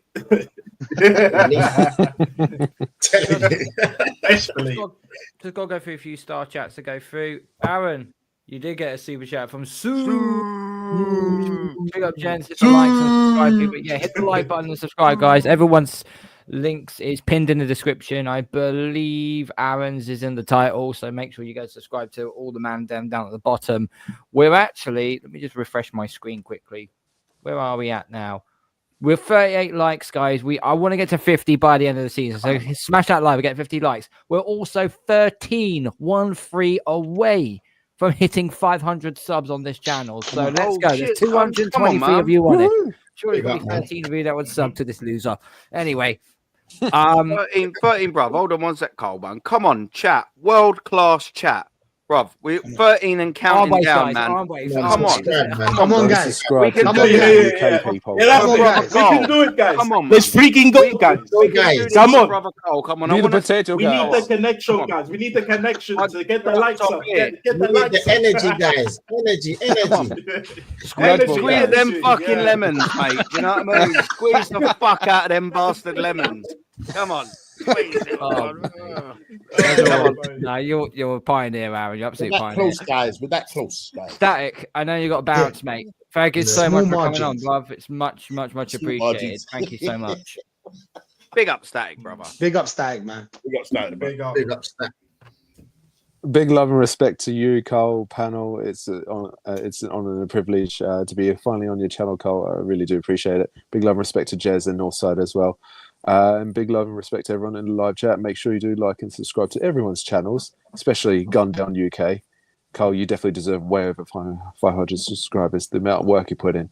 I also want to say, if you can find me on social media, I'm on Instagram, which is static__5. And you can also find me anywhere within the Arsenal fan YouTube community.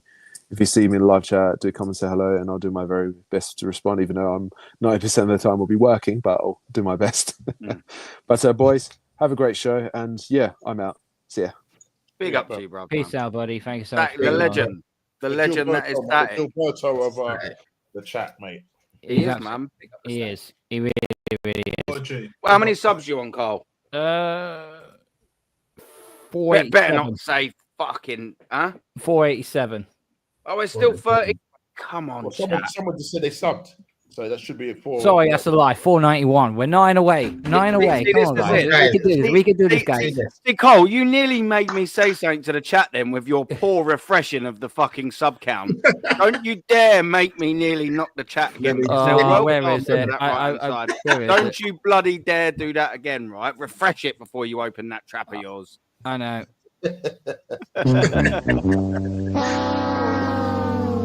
That's my own doing. Hey. So this is a star chat. If we get a new manager, then have to start from the beginning again. So think he deserves one more year. Well, it proves that it doesn't take time for a manager to come in his first season with the squad that failed and actually go on to win it. There are too many prime examples as to why. You know, I'll give you one prime example. Paphos FC in Cyprus. They were first put together in 2014. They won the cup last year, and they just won the league this year with the new manager. Yeah. And who's their manager, what... Karl? Who's their new manager? Or who's their manager either way? Oh, Jesus I believe Christ, it's Unai Emery's assistant. Correct me if I'm wrong, guys. Yeah. It is Unai Emery's assistant. There we go. Women that get abused by their wife beaters out there. This is what they say. They say that, oh, I'll get another man, I'll start from all over from the beginning. Oh, I love him so much. Oh, I don't think, do you know what I'm saying? They'll find excuses for this manager. Just like Mr. Nelson here. Yeah, but why All would due respect, of course. Why would he need to start all over again? Because they don't believe in winning at the start. They believe in faces. They're lying to themselves. They're lying to themselves. What did Conte do then? What did Conte do with Napoli? Listen, how many teams have changed managers and won a title? What's going on here? Juan Carlos Caicedo, he's called. Juan Carlos Caicedo. Yeah, that's the one. Mm-hmm. Yeah. People have tried. It took Oliver Glasner 2 years. Why? Yeah, it took Oliver Glasner 2 years at Palace to win an FA but they'll Cup. tell you Arteta won the FA Cup. That's what they'll tell you. They'll tell you in his first not even full season. So that gazumps their argument right off the bat. Kills their argument. Yeah, why didn't he keep winning? The process. Basically, what Arteta did, right? Yeah, he got some nice enough chick, and he thought that he could just go straight to the baddies, innit? Let me tell you what they'll tell you ain't after that guy. They'll tell you, but we're going for the majors. We don't want the FA Cup and the Carabao Cup and the Europa League and the conference. We want the majors. Do you know what I'm saying? It's like that guy that would go to the bar and flirt with the 9 out of 10, flirt and buy drinks. And he's now £200 down, and then the team don't come with him home. And then the other guy that didn't spend a single penny, that's hardly paid attention, don't give a crap about her, he's spending the night with her. You know what I'm saying? It's only taken him 5 minutes? 5 minutes. We've all seen this happen before. We've all seen this happen. If you've been clubbing, that is, of course. But into a bar, that's how it works, man. The game, but they refuse to take the 7 out of 10. They would refuse to take the 7 out of 10. Listen, they refuse to take the 5 out of 10, and that's above their level as well. They're too scared. They see the top chick looking over there, Arsenal, and they're like, Tell 'em. "Oh, we won't have a little look. Oh, we won't Yeah. have a little look." They're coward. They never go and talk to her. Bruv, do you know what? I've been fucking told no so many times. I've been slapped around the fucking face. But do you know what? I've also got in their knickers every now and then as well. Hell yeah. I can to that as well, Aaron. Well, But I like to hear that as well. It's so He funny. always wins in the second season. That's Aaron. He always wins in the second season. That's when he wins. See this, people? This means you have to start from somewhere. You know what I mean? Yeah. You have to start from Normski's somewhere. But like, apparently oh we have my to start God, from yeah, scratch, yeah. guys. Oh, Aaron. That's what he's thinking. Oh, Aaron. Oh, Absolute fucking joke, love man. Normski, man. Big up. Oh, crazy. Absolutely crazy. Inzaghi inherited a better Inter Milan team while Arteta is the opposite. That's Should we debatable. go back to that? That's debatable. What about Klopp? There you go. There we go. Yeah. Wind me up. Liverbirds, Liverpool, Magpies, Newcastle, Eagles, Palace, Cockerel, Spurs, and Peacocks, Leeds all have won a trophy. Well, we know Leeds are going And our Birds won the Champions League. And our Birds won the Champions Yes. League. Yeah. We got the birds. Is the year with the Birds. And the Eagles won the Yeah. Super Bowl. So, yeah. Smash the likes up, people. All good. Squeeze the sub button, guys, as they always say. Saidu, I know you're a top gooner, but thank you very much. Much appreciated. His comments have been very, very risky. I'm not going to lie to you. Adam, that's a straight up ban right there, mate. You can't do that. Shameful display. You can't do that. Shameful display. You can't do that, mate. You're going to have to stick you on timeout, although that was like an hour ago. That I've just started the chat. So, yeah, you're done. Del Boy Gunner, good to see you, mate. How you been? It's been a long, long time, mate. If you are still watching, hit me up on IG and I'll send you the link, mate. It'd be good to have you back on, mate. Where's Lee tonight? He's in Sevilla, actually. Hence the fact why I didn't invite him, although I do need to return the favor at some point. I will be on this channel, though, when Al Hilal will be playing against Real Madrid in the Club World Cup. So, yeah, there's a slight collaboration right there. So, all good. Arteta thinks he's bulletproof while playing David Guetta featuring Sire, Titanium in training session. That's a good one still. Oh my dude. That's a good chat. Well done. Julian AFTV blames late Pope. Don't worry about offending us Catholics. Well, I mean, all he's got to do. Queen as well at one point. He blamed the Queen. All he's got to do is blame the Archbishop of Canterbury, and he's got the set then, hasn't he? Hey, he's fully in the Arteta matrix, bro. Oh yeah, fully there. completely, yeah, completely fully. If I didn't support League Gunner streams and all you gentlemen, I would really be enjoying hashtag Arteta forever, but you guys don't deserve that. Clowns like a gal and Baz and Rory make AFC easy to hate. That's true. That is a very true fact, to be fair. So, yeah. Being Avashik, big up. New THFC has become an attractive destination for Leroy Sané after qualifying for the Champions League. The winger could also see himself leaving in London, where his family currently resides. I mean, we could have got Sané. I mean, would anybody? Why not? Would anybody take Sané? Why not? Okay, Why not? But they won't. There's a rotationary winger, 100%. Absolutely. Tell him. Absolutely, bro. Do you think this guy's gonna? Sorry, Rashid, go on. I was gonna say, do you think this guy is gonna bench Saka at any game and put Sane? Saka's playing 56 games because it will affect his progression. So you'll never get a right winger. I don't know where you would play Sane, but if the question is, would you take Sane? Yes, I would. I would. Yes, I would. Yeah. Is he for free? He's for free, right? Free. He's free. Market opportunity, guys. Market opportunity. Market opportunity. He Yeah. hasn't done too bad. He hasn't done That's too what I'm bad. saying, market opportunity. We need a squad, bruv. We need a squad. Mhm. It's as simple as that. There's no escaping Definitely. it. We need a squad. And guess what? Do you know what I'll be doing? Unpopular opinion, but I don't think it will be amongst all of us. I'll just rip up Gabriel Jesus' contract. There you go. There's 15, 20 million. Fuck off out this football club. I'll go get Jonathan David, 100%, and reset. Hard reset. Whatever you do with Havertz, maybe you'll have to find it to be a little bit difficult getting that wanker out. But the point I'm trying to say is get Gyökeres in and go get Jonathan David in. All of a sudden, for 75, 80 million. You've just refreshed your whole striker department. And guess what? If Jonathan David don't work out, you can sign him and sell him and make profit next bloody season. It's not difficult. Another one I'll add, Aaron, is Tomiyasu. Tomiyasu, his contract needs to be ripped up as well. We can get Jonathan Tah on a free, another market opportunity. When are we going to start signing free signings again? Even just to bolster the squad. They don't have to be first team quality. You know what I'm saying? But as long as they're good enough, and all those players that I've mentioned, Aaron's mentioned, we can all mention, they're good enough. And our squad is thin. Again, that's another excuse, guys. Of course, we've got a thin squad. Well, whose fucking fault is that then? With the thin squad, isn't it?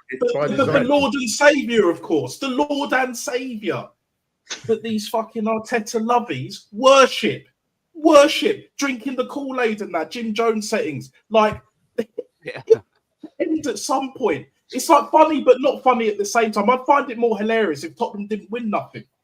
But at the same time, regardless of that, like this season, and even Arteta knows, did you see the look on his face when he was sat next to Josh Kroenke at Southampton? Yeah, that look told me everything. Everything. It's closing in. This upcoming season, he's done. He's done. He's not getting another season. No. He's been isolated. Yeah, they've got rid of Jason Edu. He's been isolated. That's what's happening right now. Yeah, and he's just going to be the only one in that corner. And man is going to be walking up. Berta's going to be walking up. He's going to be in the corner this game. Yeah, know where I'm going with this one, isn't it, people? Yeah, go in that drawer. He's going to go in that drawer and go, all right, which one? The thin one? Hat one? Which one? Which one do you want? Yeah.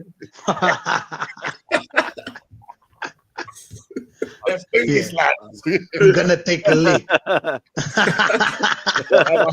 know Rashi were the first one in there, bro. Oh, yeah.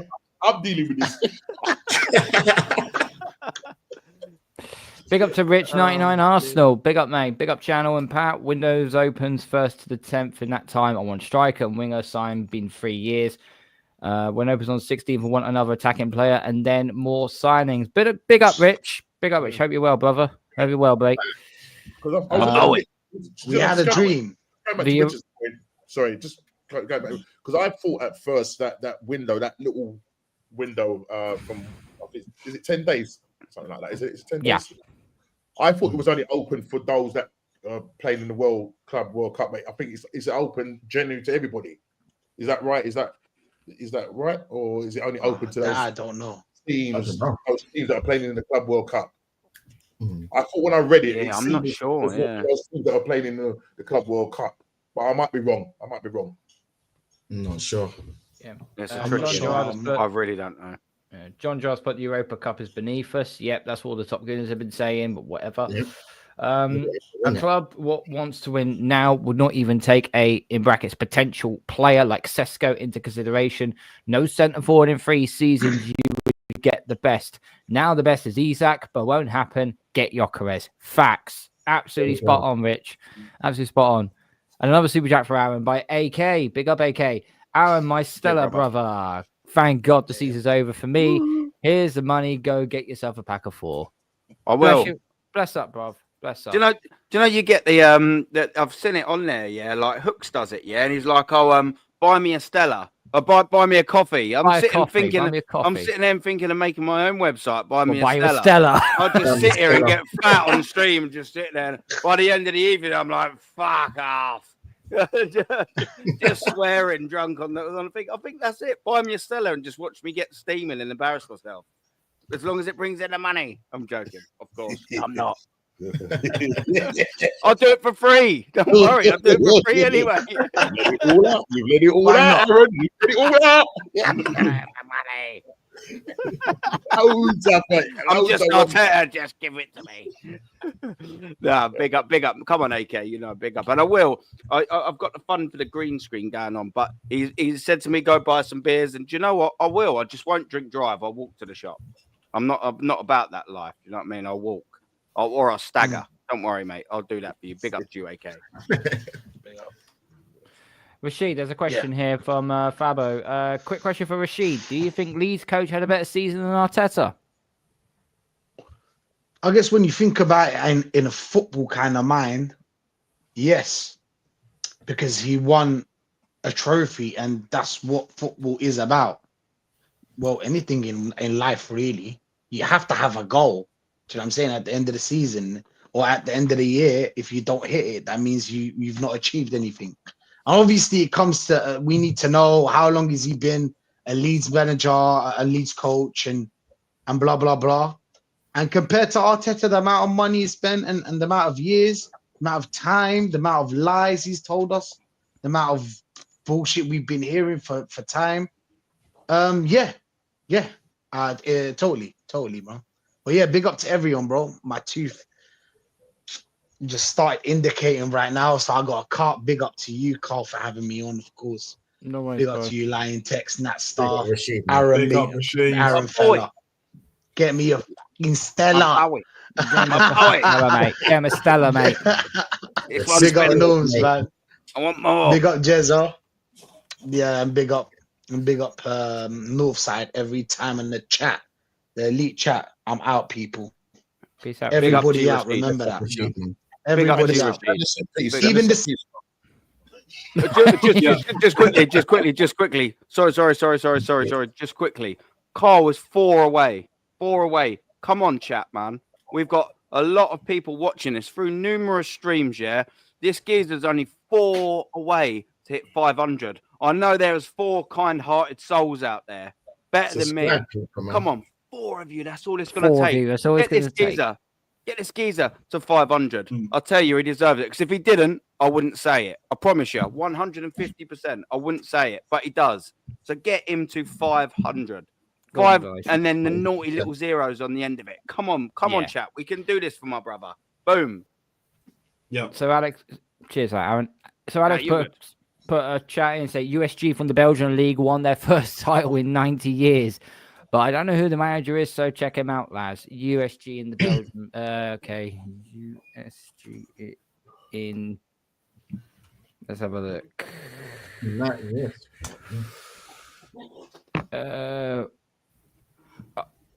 Oh, okay. Royal Union Saint Julius. I'm sorry if I've probably fucked that name up royally there. Oh, Sebastian Pocognogli. That's a name that actually does ring a bell. That's a name that does ring a bell because I think Gunnar said something about this. Yeah.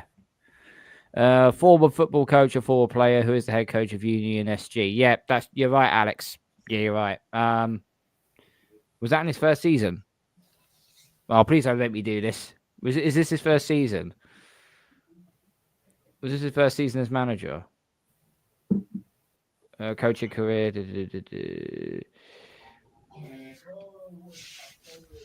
Just having a look in his debut season as manager, guided you into it. Oh, for fuck's sake! It was in his first year as well. Oh, I think that's enough. I'm not having a fucking PTSD episode like last time. No way.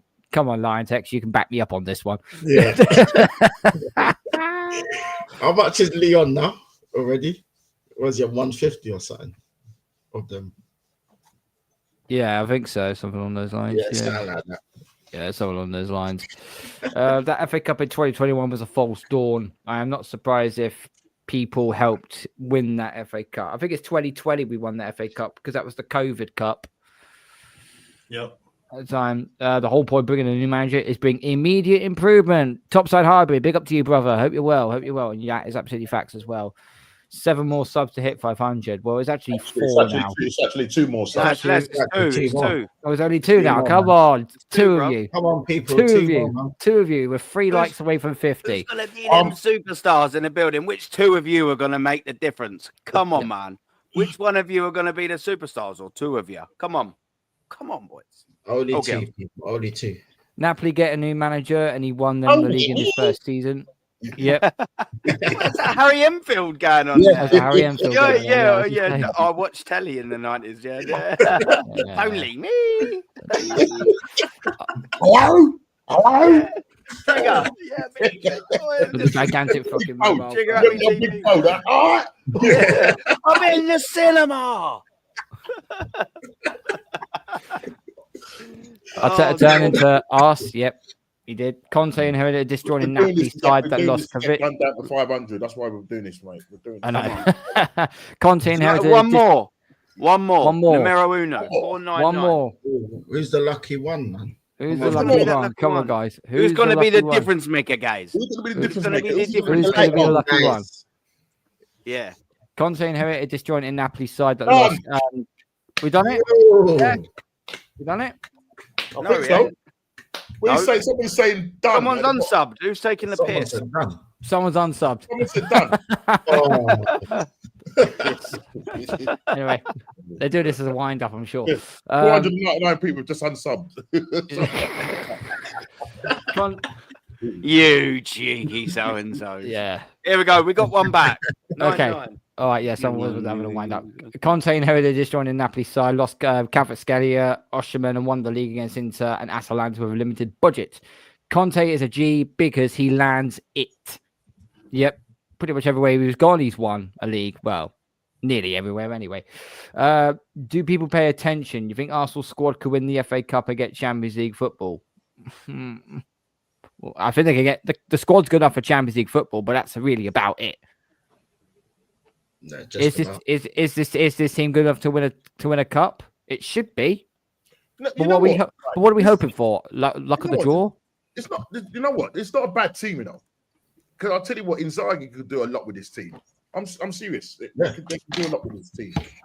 Right? It's just Arteta. He's just not a good enough coach. You know what I mean? Exactly. Just not. You know, the team's not bad. We've got a half deep 11, yeah, but our squad is terrible. Yeah, you know, because you look at the bench, you know what I mean? You're just thinking, yeah, that's why Arteta doesn't even go to the bench. And that's why we're in the position we are, where we got players running to the ground because he doesn't trust those players because of his talent ID. And unfortunately, yeah, Berta needs to sort this side of it, get that squad built so that we've got quality players coming off that bench and making a difference. Yeah. Yeah. You know, no scrubs. I don't want to see no scrubs now. Yeah, no scrubs. No. Definitely don't want to see any more scrubs anymore. Yeah. Where is Nope. the chat we got up to now? Big up Aaron, new from TG channel. Oh, True Yeah, big Gooner. True Gooner. Is that True yeah. Gooner or Yeah, no, Yeah. it is. I went on this earlier. He was doing something on there. So I said to him, give me the link. And I went on his and had a little chat with him. He's a nice guy, isn't he, old Josh? Big up to him and big up to the geezer who followed us over, man. And sub to Karl if you haven't, geezer. He's one away. Yeah, big up. Nat, man. Nat Star? I hear you got a bounce, brother. Yeah. Thanks for having me on. Big up to everyone on the panel, Lion Tex, Aaron, Big Norms, up, man. Rashid, who was on earlier, Northside, and Jez, absolute fucking legends. Have I missed anyone out? Arteta. Yeah, but big up to each and every one of you. The elite, yeah, the elite world class chat, the elite world class chat. Big up your damn selves each and every single time. Yeah. In a way, bro. In a way, I will be streaming tomorrow night, so if you want to check it out, I'm sure if a few of you guys can make it, I'll be streaming at 7. So let me know, and then I'll invite you to the stream. No problem. You guys are welcome. So big out. I'm going to rest after a slightly heavy gym session today, and Arteta how. Big up. Big up, mate. Make sure you like and subscribe to Nat Star. His link is in the description down below. So go check him out there. Let's go for Rafael Leo in AC Milan. I believe I spelled his name right. No. Sorry, no. Rafael Leo I've known too long. When he played in the Champions League against Tottenham, I was watching him very closely. He was bang average, bruv. Bang average. End product, not that brilliant. Okay, Lazy. no, He's lazy as well. He is lazy. Yeah. We just need smart signings. Yeah. He's not an Arteta player. He's definitely not an Arteta player, man. Yeah, he's not back. Another super chat for you by Suge. Had to rewrite my super chat. As Aaron said, my thoughts about David. He's free. We need depth. Sell Trossard, repurpose his salary, and pay out Jesus. Can I ask a question on that Trossard thing? Go for it. 501, bruv. 501. Are we there? You are, bruv. Fair play, brother. Big up, man. big up to chat and big up to Karl, man. Wow. Karl, you're chatting rubbish. I'm unsubbing, mate. Not really. yeah, that's it. Like, Yeah, you've got to 500. 501, that's 500. Go on, you unsub 9. No, but seriously, you know what is this Trossard situation? Yeah, is his contract staying the same in terms of the length of his contract? And are they increasing his money or are they decreasing it? I'm just a bit confused. Someone said that they're increasing the money, but the contract was still the same. So I think he's only there till 2027. Is that right? Was it 1 year? Is it? Is it 2027? They're not increasing his. How long is he there? How long is he contracted at Arsenal for? Is it till 2027? Trossard, now it's next year. I think. Right. So are they just doing it till next year and increasing his wages? Was that the case? I think so. Another year with another year on top. Yeah, I'm sure it is with a possibility of an extension. That's what I've seen. But okay. Yeah, I heard it was like an increase on his pay, that he was going to get an increase, but his fee would just stay the same. He wouldn't. They wouldn't. He's only got a year left originally, though, Norm. So so I think they're adding another year with a possibility of another year. Right. Yeah, which would be smart if they're going to keep him. Is that a good move? What do you reckon that? Do you know what? I don't think it is a good move because I think if you was to sell him, you get say 20 million, 15 million, whatever, there or thereabouts, give or take, right?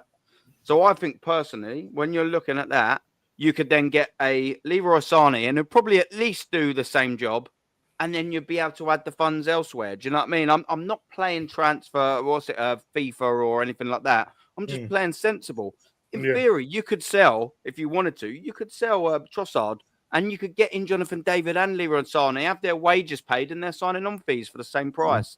And you've instantly improved 2 positions. I know it's easier said than done, but it's also sort of like not, pay the wages down and get them in. That's what I'd be personally doing. I can't see him letting go of Martinelli. And to be fair, if there was any 2 of them to go, I would keep Martinelli purely because maybe another manager would get a tune out of him. But I'd happily sell him as well, by the way. I'm not we must keep Martinelli at all costs. I really ain't. But like if one of the 2 were to go and funds ain't really that much of an issue, let Trossard go. He's 30. He's the wrong. He's the wrong side of a footballing career, isn't he now? Maybe someone could get a tune out of Martinelli. If he ain't working, you could sell him because he's going to extend his contract. He's got value regardless. Even next season, he'll still have value. That's how I'd sort of go. But my worry is if we re-sign Trossard to a deal, which it's looking like we will, are we just going to keep both of them and just completely neglect that left side again? That's the worrying thing. That's what I'm saying. Yeah. That's why I think what's going to happen is that there's talk about a big name's going to go. Is Martinelli a big name? Well, he's got potential in terms of big name and potential in terms of getting decent money for him. And I think if they keep Trossard, then I think they'll have to probably sell Martinelli. If they want to get somebody in on that left-hand side that's more trickier and that's got more end product, Trossard will be the one that will be the backup. Because he can come on and do a thing. Because when we bought him in that January, he'll come on and he'll change the game. And that's what I think. He's better coming off the bench rather than starting. He's dropped off a little bit, but if we do end up keeping him, then whatever we do, go out and get that decent left-sided attacking midfielder that's got end product that can take on players. Now, obviously, Rodrigo, we don't know what's going on with that. I can't see it happening, but if it could happen, brilliant. But I don't think it's going to happen. So maybe Leroy Sané, you know what I mean? As I said, look, he's on a free. Get him in. You know what I mean? Just get him in. But I still think you need someone that's going to be a star. That's the only thing, though. Would you go with the Leroy Sané if you got him in? Say we lost Martinelli, and you brought in Leroy Sané. Would he be the starter, or would you be saying, no, we need to go and get a starter? Yeah. No, we still need to get a starter. Right. Nah, he could be rotation. Yeah. You could be rotation. Yeah. Why can a world not exist where we go and get a Rodrigo-esque sort of signing and get Leroy Sané, who can both... he's not as strong on the right, by the way, but he can go across. How would we not be stronger if we spent 75, 80 million on a Rodrigo and signed Sané for free? How would we not be stronger? Oh, and also sold Trossard for 20 million, so the Rodrigo signing turns to 60. Yeah. How would we not be stronger with that? You know, we've got such poor squad depth, and that's due to poor squad building and squad management. You know, we needed a striker and a winger before the season started, so we're 2 down. Then we sold 4 attacking players. Whether we thought that they were the right sales or not is irrelevant. We still weakened our squad by 4 going forward. We needed 2 anyway and replaced them with blimmin' Raheem Sterling. It's not good enough, and we're wondering why we're getting hamstring injuries, the most common injury that you get when you overplay people. One goes down, you overplay the rest. And the other one goes down, you overplay the rest, and so forth. It's no coincidence we've got 7 hamstring injuries this season. And you can't even pinpoint that to one sort of area, purely because we've had 2 centre-backs, one's a grade 3 and one's a grade 1, Saliba and Gabriel Magalhaes. And then the wingers, both wingers, Saka, grade 3, Martinelli, grade 1, and then the strikers are grade 3. So we've got them in all positions. What does that tell you? It's not just one position we're destroying them. We're destroying the whole squad as a whole. Yeah. It's not good enough. Exactly. That's because the squad's fin. The squad management is poor because no matter what, he don't rotate him. He starts first teamers in pointless games, brings first teamers on in pointless games. Yeah. But more importantly, he hasn't got the squad. Why has he not got the squad? He's been here 5 years and he spent $750,000. It's unacceptable. How hasn't he got it? We need to be making the starter left wing signing because Dusty Martinelli. We've seen him. It's stale. Boys, it's stale, isn't it? That left side is so stale. We need someone else to start there. And do you know what? We need someone else to be able to float across 2 wings. Sane, Rodrigo. Can you imagine went into the season with Gyökeres up top, a fit Saka, I hope, on the right-hand side, a Rodrigo on the left, and you had sort of Sane and maybe Martinelli backing up both sort of players. You sit there and think, all right, maybe it might not be enough, like in terms of like, wow, we've got the complete squad. But I'll tell you what, I'll be going into next season thinking, do you know what? Yeah. This is a lot better than it bloody was last season. And you would hope that Arteta does rotate. I think Arteta's understanding of rotation, in the squad is actually just moving the players that are already on the pitch to a different position. He doesn't right, I'm going to rotate you over here. Yeah, that's what he's been doing. That's what he's been doing. Exactly, bruv. Yeah. Do you know what? When Saka, when we were 2 or 3-0 up against Crystal Palace, let's just say at home, 60th minute, take him off, put Leroy Sané on. Take him off. Yeah. Take him off. Sometimes, you know what I mean? Maybe just rest Saka entirely. Maybe put Leroy Sané on if he's banged in 2 goals in the previous game. Just let him start. I know that might not be the most of, but you kind of get what I'm saying. Have the squad to be able to do that. Why does Pep Guardiola do it? We've seen Phil Foden score, I think, was it 2 goals or a hat-trick, and then bench the next game. Why is that? To keep him fresh. We've got Mahrez. Exactly. That's the first Man City player to score an hat-trick in a I think it was a final, and then he doesn't end up in the next game or semi-final. No, it's a semi-final, sorry, and then doesn't get. Do you know what I mean? So, man, Arteta needs to manage his squad better. His squad management is just really in the pan right now. Yeah, nowhere near good enough. Nowhere near good enough. No. You know what I mean? His squad building's terrible. His squad management, his squad rotation, his in-game tactics. Bearing in mind, we're talking about Gizzo, who isn't the first team coach anymore. Exactly. He is the first team manager. Tell me one thing that this his man management of players is horrendous. So, okay, that's cool. Tell me one thing that this manager manages well. His own ego. His own ego. His own ego. Yeah. Exactly, other than his ego. Do you know what I'm saying? He don't manage anything well. And you can tell that because the proof's in the pudding. We haven't won anything in 5 years. Not waste of his time, though, on 15 million a season, is it? But don't worry, Aaron. Don't worry. We just love the way he plays football. I don't care if he, doesn't win anything. I just love the way he plays football. He's fantastic. Norms, you know what? You hear that now, but the football's even shit.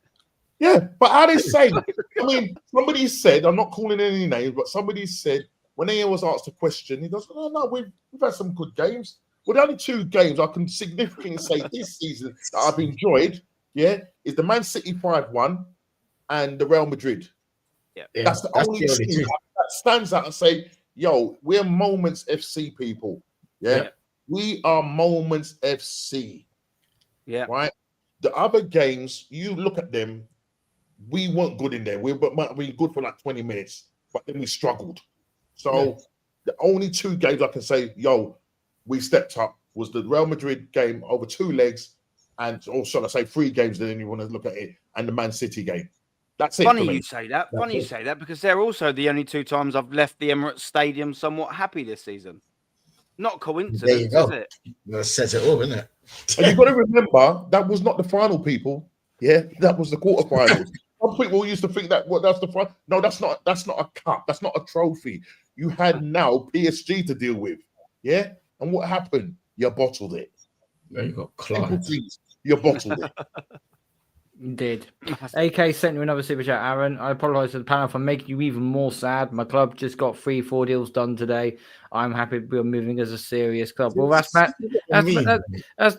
City in a nutshell. That is Man City in a nutshell. Yeah. That has to fall behind, isn't it? Big up, AK. Behind everyone else, bruv. Everyone else is doing business, and then we're just sitting on our hands and knees, bruv, just watching. Yeah. Even Man United, the season they've had, Man United they've had Cunha, they're getting Cunha and all of these guys, no matter how, bruv. And what are we doing? Oh, bro. It's my birthday. Can I get a shout out? Well, happy birthday, mate. I'm not saying your name because I'm too smart to be caught out like that. Got a cracking name, but you got to be quicker than that to catch me out, mate. I'm not smart or quick. What's his name? Don't say That's what happened. That's what happened to our club. Dr. Steven's put, is this a call-in show? It's not a call-in show, Doc. Probably even another 35 minutes before we close out. If you want to come on, what I will do is I'll put in the actual chat. I'll put my Instagram link. Follow me on Instagram, and if you follow me, I will send you the link to come across if you so wish. So hopefully you're still in the chat. You also a question for the panel. Why haven't the mules been defaced yet? Amp up the volume. That's a good question. A very good question. I don't know. I can't answer that. We've had, man. Terrible. When is he gonna get that bad that they're gonna deface them? When? How bad is it gonna just Cronkies? Just Cronkies. I think just Cronkies. I heard just Cronkies. Someone spend some effing money on under that a little while around December time in the window. Not fully. Yeah. That'll happen soon, I reckon. That will happen. What game was that? Why they did that? That must have been it. I can't think. But I'm sure it was around that time. It must have been in the January, give or take a few days either side of it. Yeah, it must have been. Yeah. Can't get it now. There we go. Everybody is a lemon at Arsenal. Yeah. Makes sense. Everyone's squeezing lemons at Arsenal. Yeah. We are squeezing lemons. Hamstring SC, 800 million bottle jobs of London. Yeah. That's what, if we do reach 1 billion, we'll be billionaire bottle jobs. Definitely. Yeah. We'll get to the billion, 100.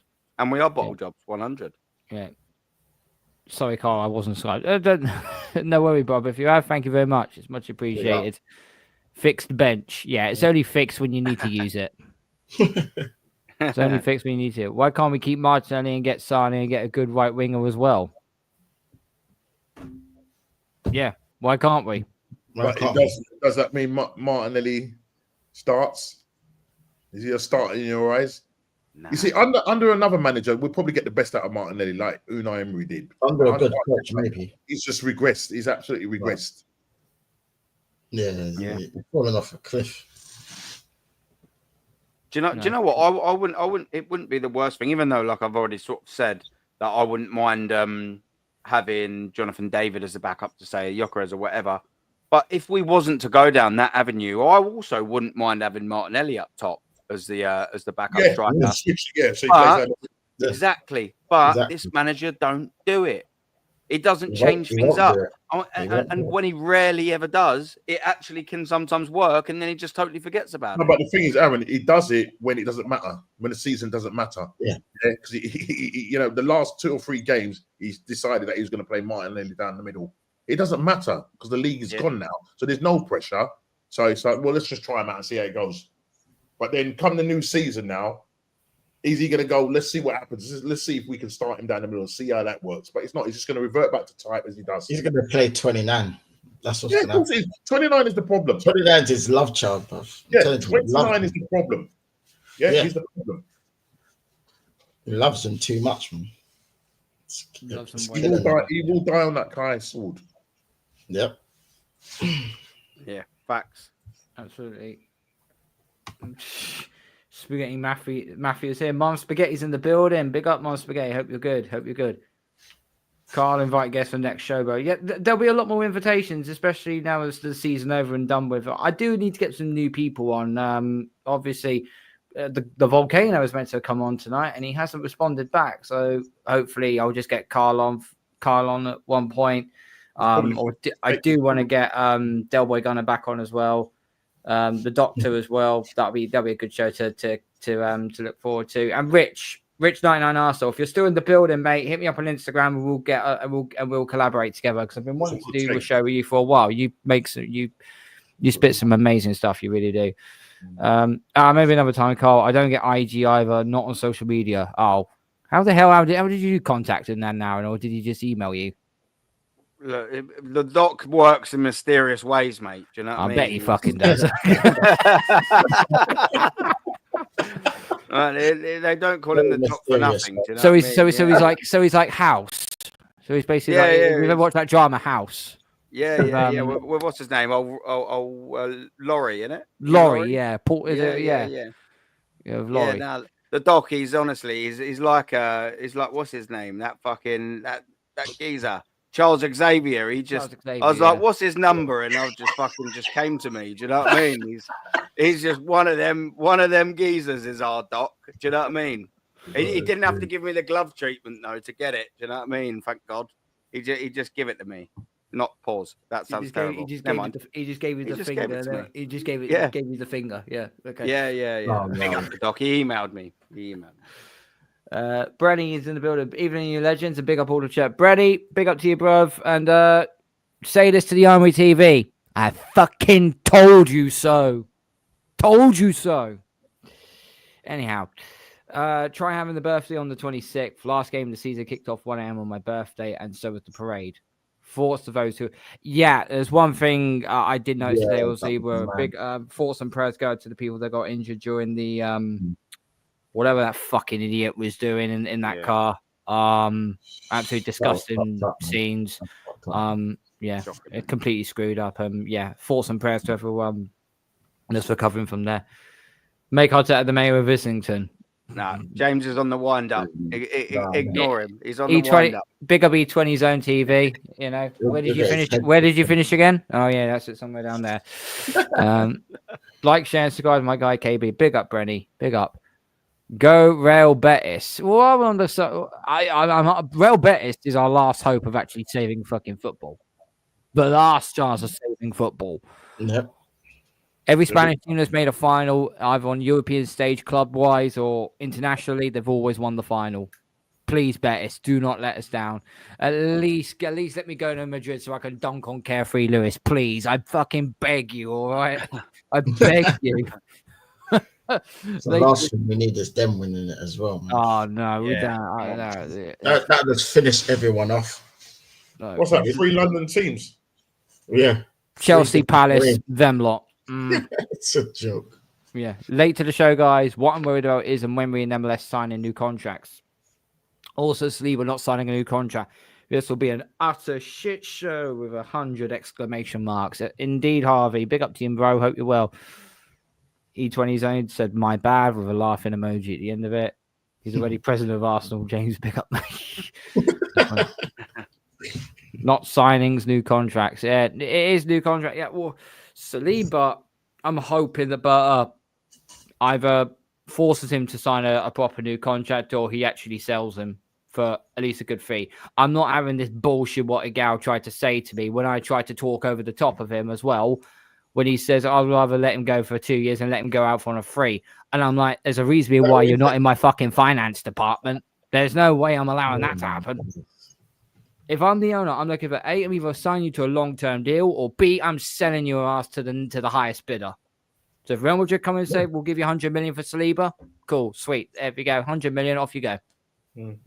Exactly. Don't let them run down their contract. Not a player of that quality.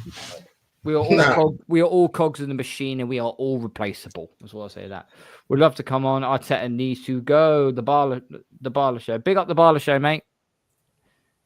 Where's Shane tonight? He's not good, mate. He's got an issue with his back, hence the fact why he's not been able to come on. He does have the link, so he might be able to pop on later on, maybe. Streaming, wasn't he? He was, he was streaming. Yeah, he was streaming reviews on sport, but when you're sitting down for a lot of the time, it does your back. Well, that's why I got me one of these chairs. I'm not gonna lie, mate. I need to invest in one, mate. I'm telling you, bruv. Take it from me, right? I was sitting on that bastard chair, right? This bar chair, honestly, because this is like the kitchen island, yeah. And I sat on that chair, and I'm like that, getting off. I'm like, yeah, literally, mate. This thing, I got it in Argos, yeah. It was 300 quid down from 200. And it fucking, honestly, you get this little back thing, you get this little ergonomic. Oh? Ergonomic. I don't know what that means. At least I'm honest. I could have just gone, yeah. Hold on, guys. I gotta look at. Hold on, guys. I gotta look this up. Where's it? Ergonomic means ergonomic meaning. What does it mean? It means. I don't know. I'm talking all this posh jibber jabber. Stop talking all this posh jibber jabber. You relating to or ergonomic is basically relating to or designed for efficiency and comfort in the working environment. Well, then to answer your question, Nomsky, it's very ergonomic. Yeah, really? Ergonomic. It's super ergonomic. It's bloody double ergonomic. Okay. Well, yeah, you can do that. You can. I like the scramble ones, though. I love the scramble ones. It's comfy, bruv. This particular one. It's probably like, bruv, I promise you, yeah. And it's big and always spacious. I'm fucking got so much room for activities here. Do you know what I mean? To quote, pause. I'm not even going to say that, actually. Pause. Yeah. I know I disappoint Normsky when I go into that. I disappoint him, and I'm when I can see his face get a little bit disappointed. It upsets me because I never want to disappoint him, and I can see his face. I'm like, oh, Aaron, what's he doing? Nasty boy. Sorry, no. They are good. They are good for their old back, mate.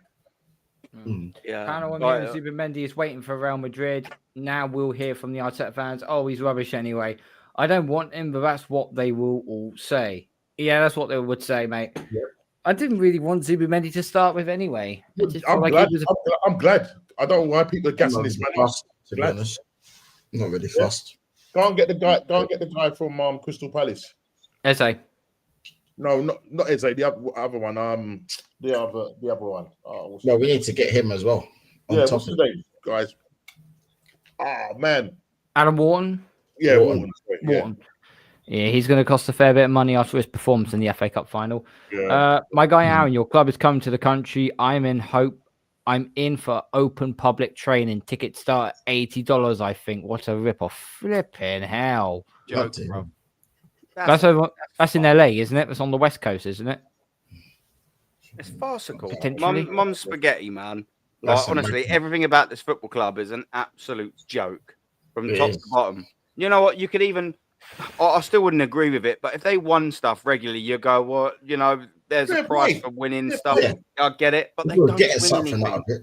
Do you see what I'm saying? Exactly, lying, bro.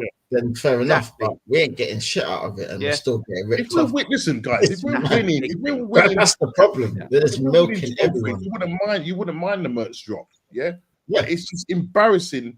You go and lose. You lose that. The next day they're dropping a new merch. That's all it is. Like 20 plus matches this season alone. Like that's unheard of. That is unheard of. It's unheard of. Bonkers, absolute bonkers, bruv. It's mental, man. I don't think Kai's a bad footballer. We just need him to play behind the striker as used to be in Bayer Leverkusen. You can't really get that sort of performance back from him when he's gone to another Premier League club and got completely flipping ruined. Has he got that temperament? Has he got that mentality to do it all over again? I don't know. I generally don't know. Every 5 chances he gets, one does go in the back of the net. Unfortunately, you need to be more consistent and clinical in this league. Yeah. New contract. The other thing as well, with this notion about Kai is our top goal scorer with 9 goals. I think Aaron, we talked about it yesterday on your channel, right? So from when the season started, August to February, it'd be interesting to make a comparison with another, not even like a named grand striker, just say someone like Brian Brimwell or Wisa. It'd be interesting to know how many goals they got between the period of start of the season and February when Kai was fit. Because what they're doing is saying, oh, well, we didn't have Kai because, that's why he hasn't scored a lot of goals.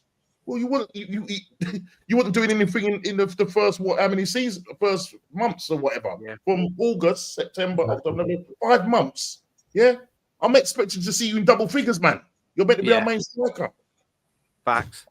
So, you know what I mean? This narrative, oh no, because he's been injured, or these players, no, they've all been injured at different periods of time.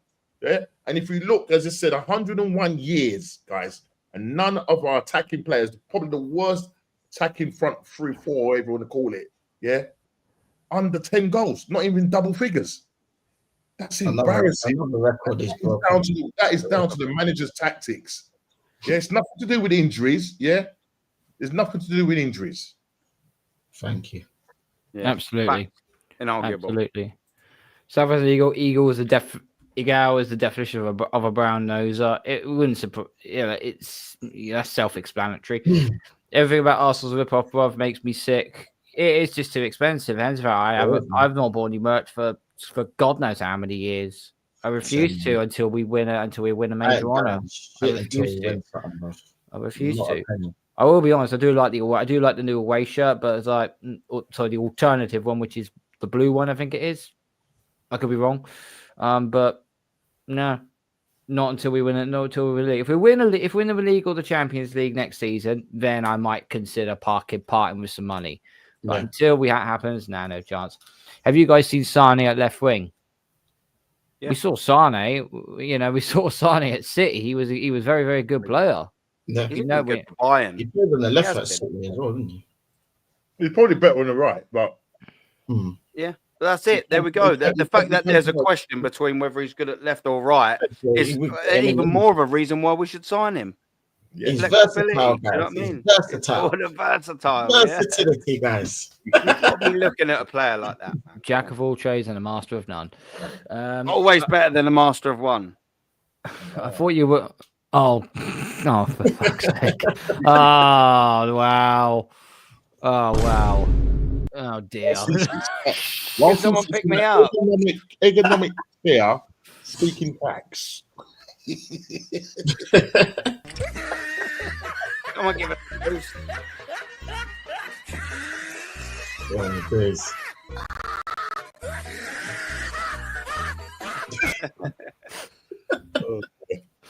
I'm a good sport.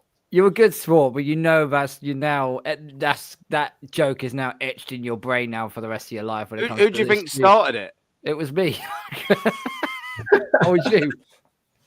It was me. I started it. I don't care. No, you can't take the piss out of yourself. Then come on, what we doing here? I take the piss out of loads of other people.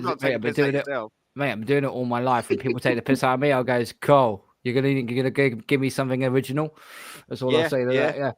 Science and maths combined. Aaron, can you confirm that you were the 4th and 9th somehow popping up on Lee's X page? No. Oh my face.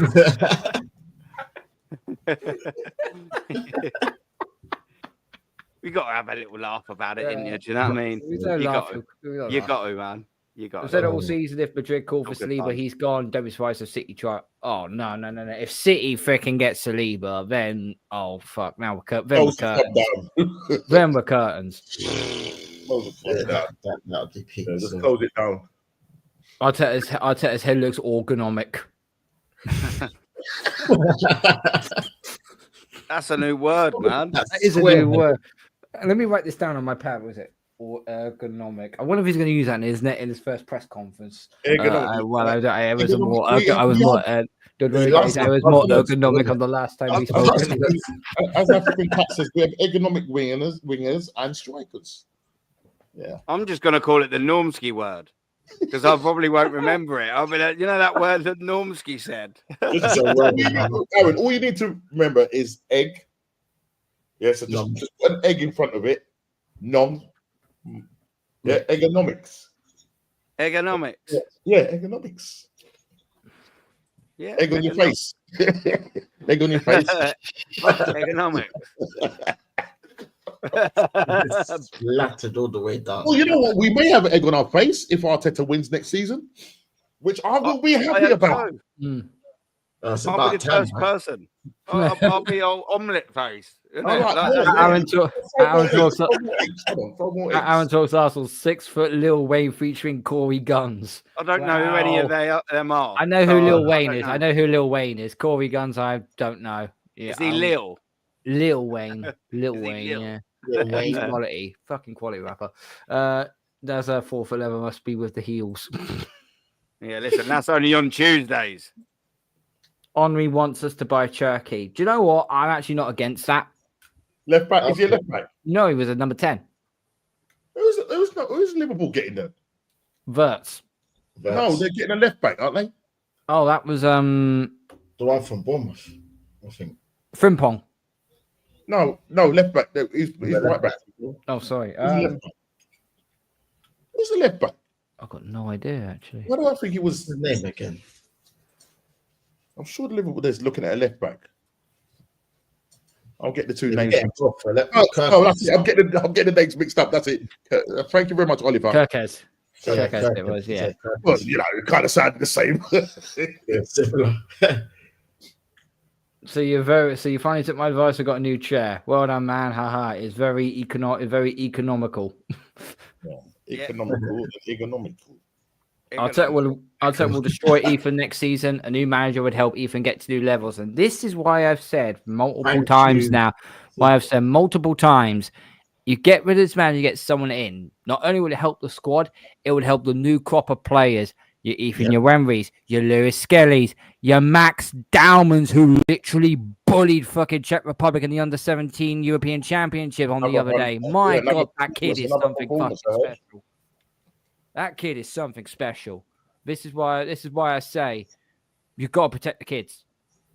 Protect the kids. You've got to.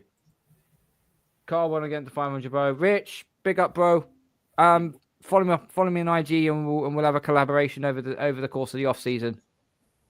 Dazza can't reveal my secrets. I bet you can't, Suge. I bet you can't. Static. It's very insert the word Norksky.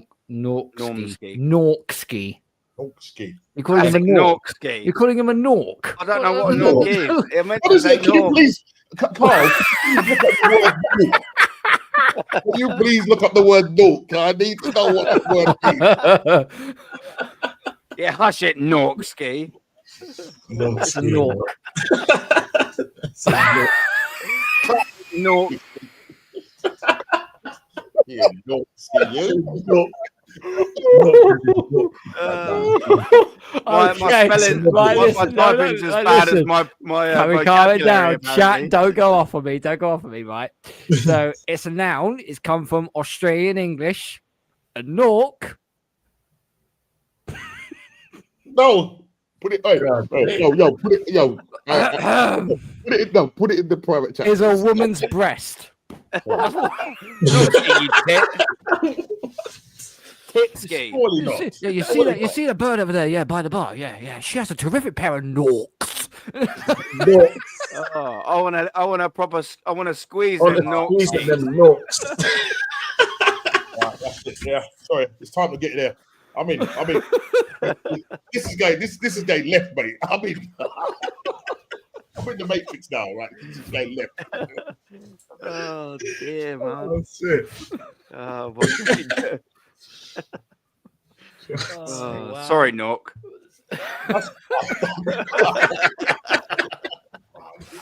No, that's his brand new name. Well done, Aaron. Change my name, man. I'm gonna You're change it. still getting the Midtjylland t-shirt. You're still getting the Midtjylland shirt. It doesn't bother. I want it. I want that shirt. Oh, if they sell me short on that, I will wear it on stream and all to add to the That's what I joke. thought exactly, I just want the fucking shirt. Welcome On to 6 Telly. sleeves. Lookman is the winger we need by a long shot. His stats, the fear he causes is superb. Lookman, I think, has improved. Will he be able to cut it in the Premier League, though? Because he didn't under Everton. So, Don't know. I mean, he's gone away. He's gone away. Done well at Atalanta, but I don't know. He did single-handedly win them, the Europa League.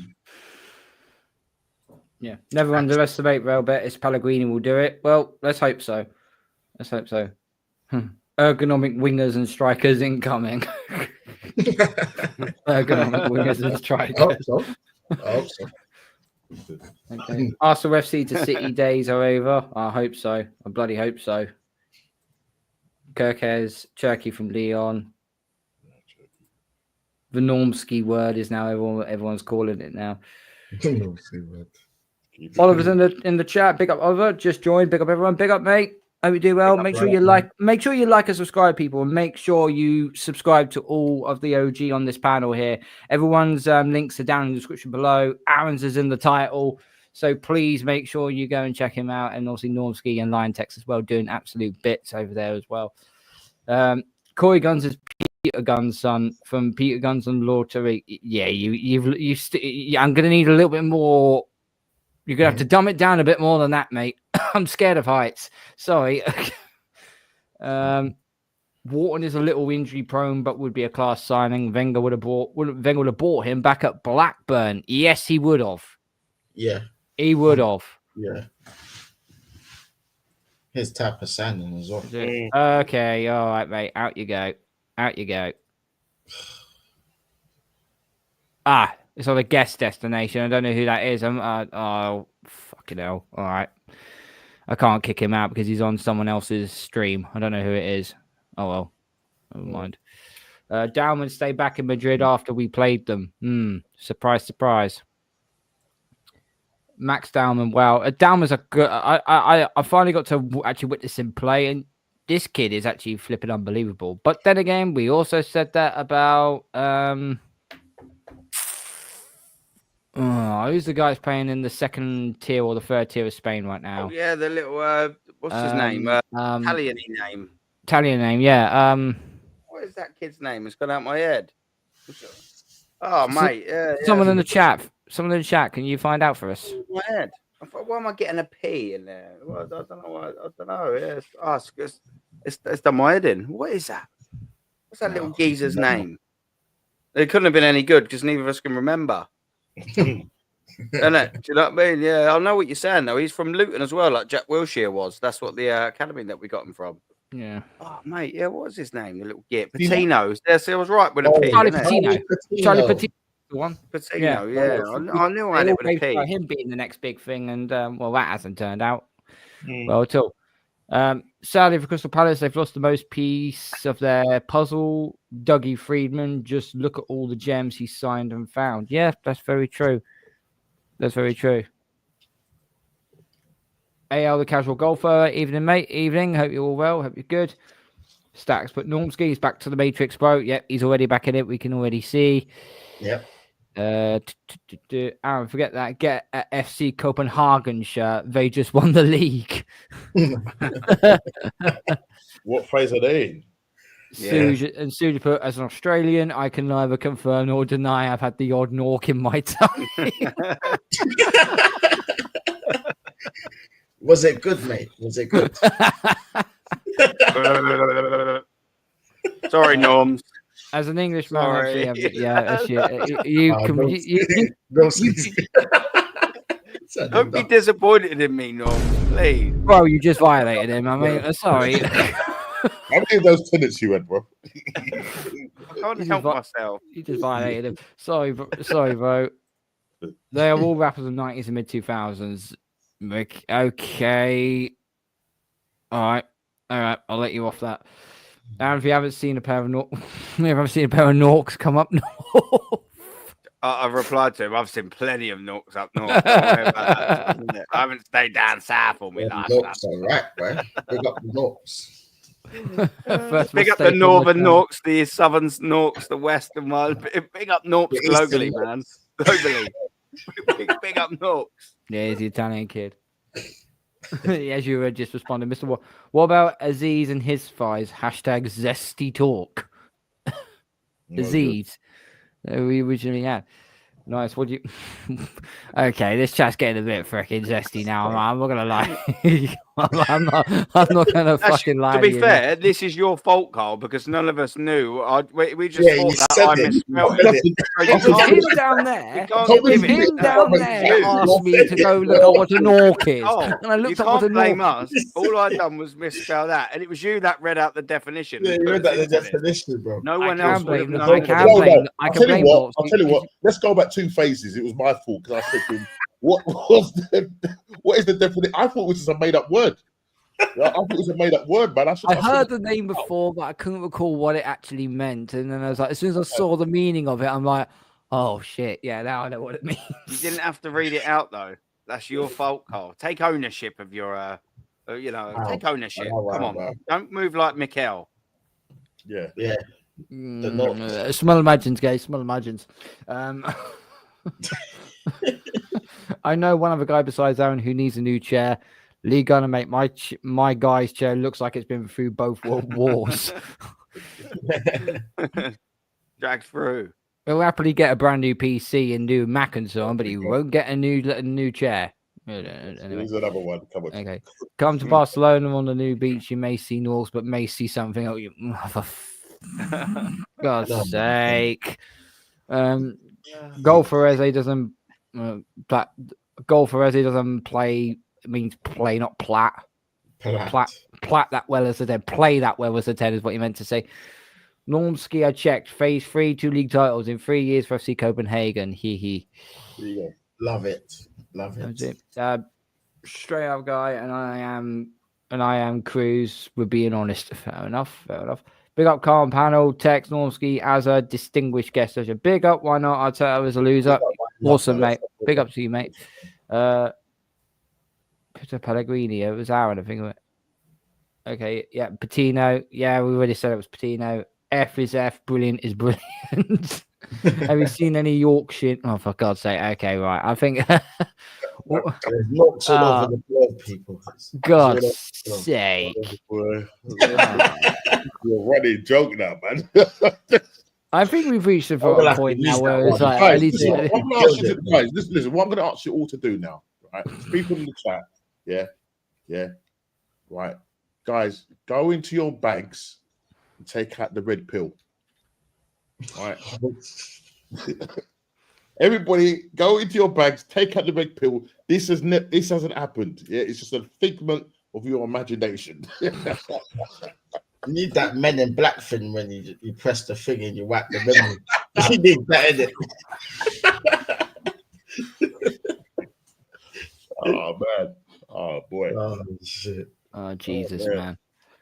You see, this is what Arsenal's turned us into. You know what I mean? It's Comedy Central, isn't it? Yeah, it's Comedy Central. For real, like, we should be talking about Arsenal winning a title, and all we can do is sit here and talk about Norks. Come on. All we can sit here and think about is motorboating Norks. What's going on, man? Well, Norks is more fascinating than Arsenal. I mean, Oh my sodding God. Right. On that note, I think it's time we're going to get on out of here. I think 2 hours 50. We've been going absolutely amazing stream. Lion Tex, thank you so much, Colin. You've been on right at the start, bro. Thank you for staying right to the end. Much appreciated. Just tell everyone where they can find you and what have you got coming up. No, thanks for having me, Karl. Big up to Normski and Aaron as well. Big up to the chat. Yeah, not much to be honest. Probably I might do a watch along for the final, for the Chelsea final, and then probably do a show on Thursday, just going over the season and stuff like that. So Yeah, just subscribe to Lion Text TV on YouTube, people, and Lion Text on Instagram.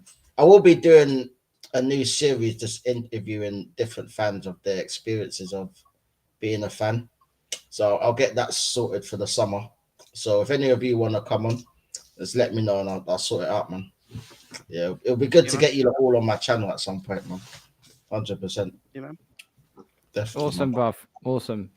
Normski, thank you for coming on, bruv. Absolute laugh as always, and you talk so much facts. It's absolute pleasure to have you on, bruv. It really, really is. What have you got coming up on your channel? So tomorrow, we've got the What's Going On pod. We're just going to be doing a season review of all our teams, respective teams, and we'll be delving into my team especially and why we didn't do what we was meant to do, and just looking at just football in general, the transfer window, what's going to happen in the transfer window. Then on Thursday, the Bruised Banana show. Friday is the Aaron's show, call-in show. So I'll jump on that one. On, yeah, bro. I'll try and jump on, yeah, man. I'll try and jump on there, but as long as you don't say that word. Oh, you know it's coming. You don't have to jump on if you don't want to, no. But I will have my ergonomic chair with me. Oh, lovely. Me too. Oh yeah, and I'm jumping on with DJ B. We're doing a show together on Saturday. Yeah, so I'm looking forward to that. First time on his channel, so I'm looking forward to that. Awesome. Fantastic. Anyone remember a Charles cartoon, late 80s, early 90s called The Norks, an undersea SPE? No. Anybody? Right, we'll just move on. We'll just move on for that. Aaron, thank you so much for coming on, brother. You know how much I appreciate you. You know how much you've actually helped me massively for this channel, and I honestly can't thank you enough. Just let everybody know where they can find you and what have you got coming up, because I know you're almost back to full house. I'm guessing you got a huge slate coming up in the next week or so. Yeah. Well, when the personality starts coming back out, I'm usually hitting nearly 100%, man. No, it's been a pleasure. Thanks for having me on. I've needed the streams today, man. It's made me feel a lot better, if I'm being honest with you. So thank you very much, everyone that's participated. That has been here. All the boys, and obviously, especially Tech, bruv, Normski, Karl, world-class chat as always. Come on, bro, man. It's been good. It's made me feel a lot better, man. Made me feel so much better. Firing on a bit more cylinders. Do you know what I mean? I'm away. Yeah, man. You're almost back to your normal self now, bro. That's good. Yeah. Last night, Norm's like, even though we went for 2 hours anyway. I know. Bro, yeah, I know. Might have been able to see it in me. I was like, I could see we was getting to a little bit, and then I was just starting to really, because I hadn't been up that late in a few days. I was I am drained. Like I was like, I've got to end it, man. But now it's been a pleasure. What have I got coming up tomorrow? I think I'm gonna finally do my morning thing again tomorrow at 9:20, because I've been have to cancel that. So I'll do that. And then tomorrow, I mean, I don't really sort of know. I've got Jez's quiz. Jez's quiz is tomorrow. I'm sure he's doing a quiz. Yeah, I'm sure he's doing a quiz. I've got load of bits coming up. But more importantly, buzzing for you, Karl, for reaching 500 today. Man. That's what it's all about. Helping everyone out and sharing the screen with you, wonderful so-and-sos, is always a pleasure. World-class chat. Come on. Say no more. It's a pleasure. I love it. It's made me feel a lot better. Nah, big up, brother. It's been an absolute pleasure as always.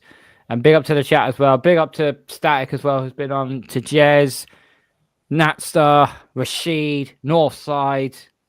Might have missed someone else. I'm not 100% sure. We've had a number of different guests come on. So, and thank you again, Northside. Big up, all good, Normski. Big up. One last thing I'll say before we get on out of here, okay? And I will admit this right here, right now. When I first got back onto YouTube in the middle of February, I had a goal to set myself. That was to get to 300 subs. And I had one or two paths I'd take if that was to happen. Either A, continue on and go for the 1K for the end of next season. If I failed to reach that, if I failed to reach the 300 subs, I would have quit. I would have quit YouTube in its entirety. I'd have no channel. I wouldn't be doing any guest appearances. I wouldn't be doing anything because it would feel like that I don't belong on this kind of platform. But after just refreshing my screen now and having a look, we're at 508 subs. Well done, bro. And man.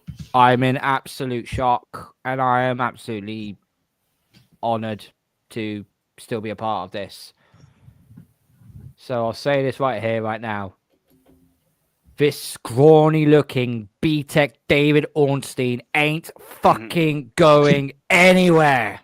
Yeah, boy. Ornstein out. David Ornstein. Oh. Yeah. Yeah, he does it. Flipping on. Just Yeah. clocked on. You just clocked it now. Now I'm I've going to just get the clocked piss. There you go. Now I'll take the piss out of me. There we go. That's it. What's the bomber? Come on, tell us what the bomber is, man. Yeah. Bomba. Yeah. Jokeris The is gun not down gonna bomber. Your operation sign tomorrow. Come on. Mr. Waffle, 1K by the end of the year, easy. I tell you what, mate, if we do that, holy shit, I am going to pop champagne on that. It's work rate. It's work rate, brother. It is work rate. Talking of the work rate, obviously now we're at end of season. There will be a lot of stuff coming on the channel. I'm going to try and get some different guests on from different teams to come on. Obviously, the Club World Cup starts in June. I'll be doing watch-alongs for the team that I'm supporting, which is Al Hilal in Saudi Arabia, in the Saudi League. So I'll be cheering on them, and so on. And I'll be doing plenty of watch-alongs when I get the opportunity to, because my son lives with me, so timing is going to be key. And and I'll also be doing in about 2 weeks' time. I'll also be doing a watch-along for the World Cup of Darts. Darts has always been a very, very favourite sport of mine. So I will be doing a watch-along for that. So, if you fancy coming on for a little bit of darts chat, you're more than welcome to. And I love the darts. And, as always. So, who is live currently right now that we are... Let me just click off. Who is live right now? DJB's live. Oh, is he? He is. Oh, is he? He is. They got DJB. DJB's live. Right, okay, guys. So go over to hashtag Gundown Raid or hashtag Norks Raid. Whichever one you want to do. I don't think Nork it's Raid. No. Nork Raid. Nork Raid. Ergonomic. Yeah. Ergonomic Raid. Let's go and give DJB a little. Yeah, man. Yeah. Gundown Raid. Obviously I can't switch it over to DJB because I'm not quite there yet. I've got the sub. Hang on, Karl. I can on mine. Hang on 1 second. Give us 2 seconds. I know you can't on yours, but I can on mine. Hold on. Just give us 2 seconds. And I'll redirect over to him. Just give us 2 seconds before you end the stream because I might not be able to do it if you don't. You've got more viewers at the minute than I have, so that's probably the best. Can you redirect the thing though as well? No, I both can't. of us probably could. I can't because redirecting anyway. Right, let's have a little looky. Hold on 1 second. Customization. There we go. Redirect. Who's live? D to the J to the biz A. Boom. Job done. Right, there we go. Yeah, what do you want to raid him as, Karl? Either Gundown Raid or Nork Raid, whichever one. Let's go with Gundown. Yeah, just go Gundown Raid. He'll know who I am. And that's fine. I know Aaron has already put it in. Oh, for God's sake, I Raid DJB Nork Raid. I knew he's good. I knew it. Come on, man, it's me. You're going to know who he is. You're going to know who I hope he doesn't look at the meaning. I hope he doesn't look at the meaning. I'll tell you that now. All right, gunned down Nork Raid. Norks. Gundown Nork Raid. He ain't going to... Nork Raid. There we go. Okay, so there we go. Go raid DJB's chat. Go on, guys. Thanks to everyone who's been watching. Thanks to everyone who's been listening. Make sure you smash the like button on the way out. Hit the subscribe button while you're at it. Tell all your friends. Follow us on all our social media platforms. Follow the new podcast on Spotify, which is Take Aim. We'll be back over the weekend for another little show. It'll be a personal show of mine I'll be doing. Nothing to do with sport, nothing to do with Arsenal. Little personal show of mine. So make sure you tune in for that. And we are out of here. There's going to be no Arteta out bollocks because this has been a great stream and I'm absolutely blessed. And we've hit over 500 subs. So guess what? It's going to be a very, very simple big up to everyone. Good night and God bless. I'm going to jump on DJB's channel. I'll see you over there. All right.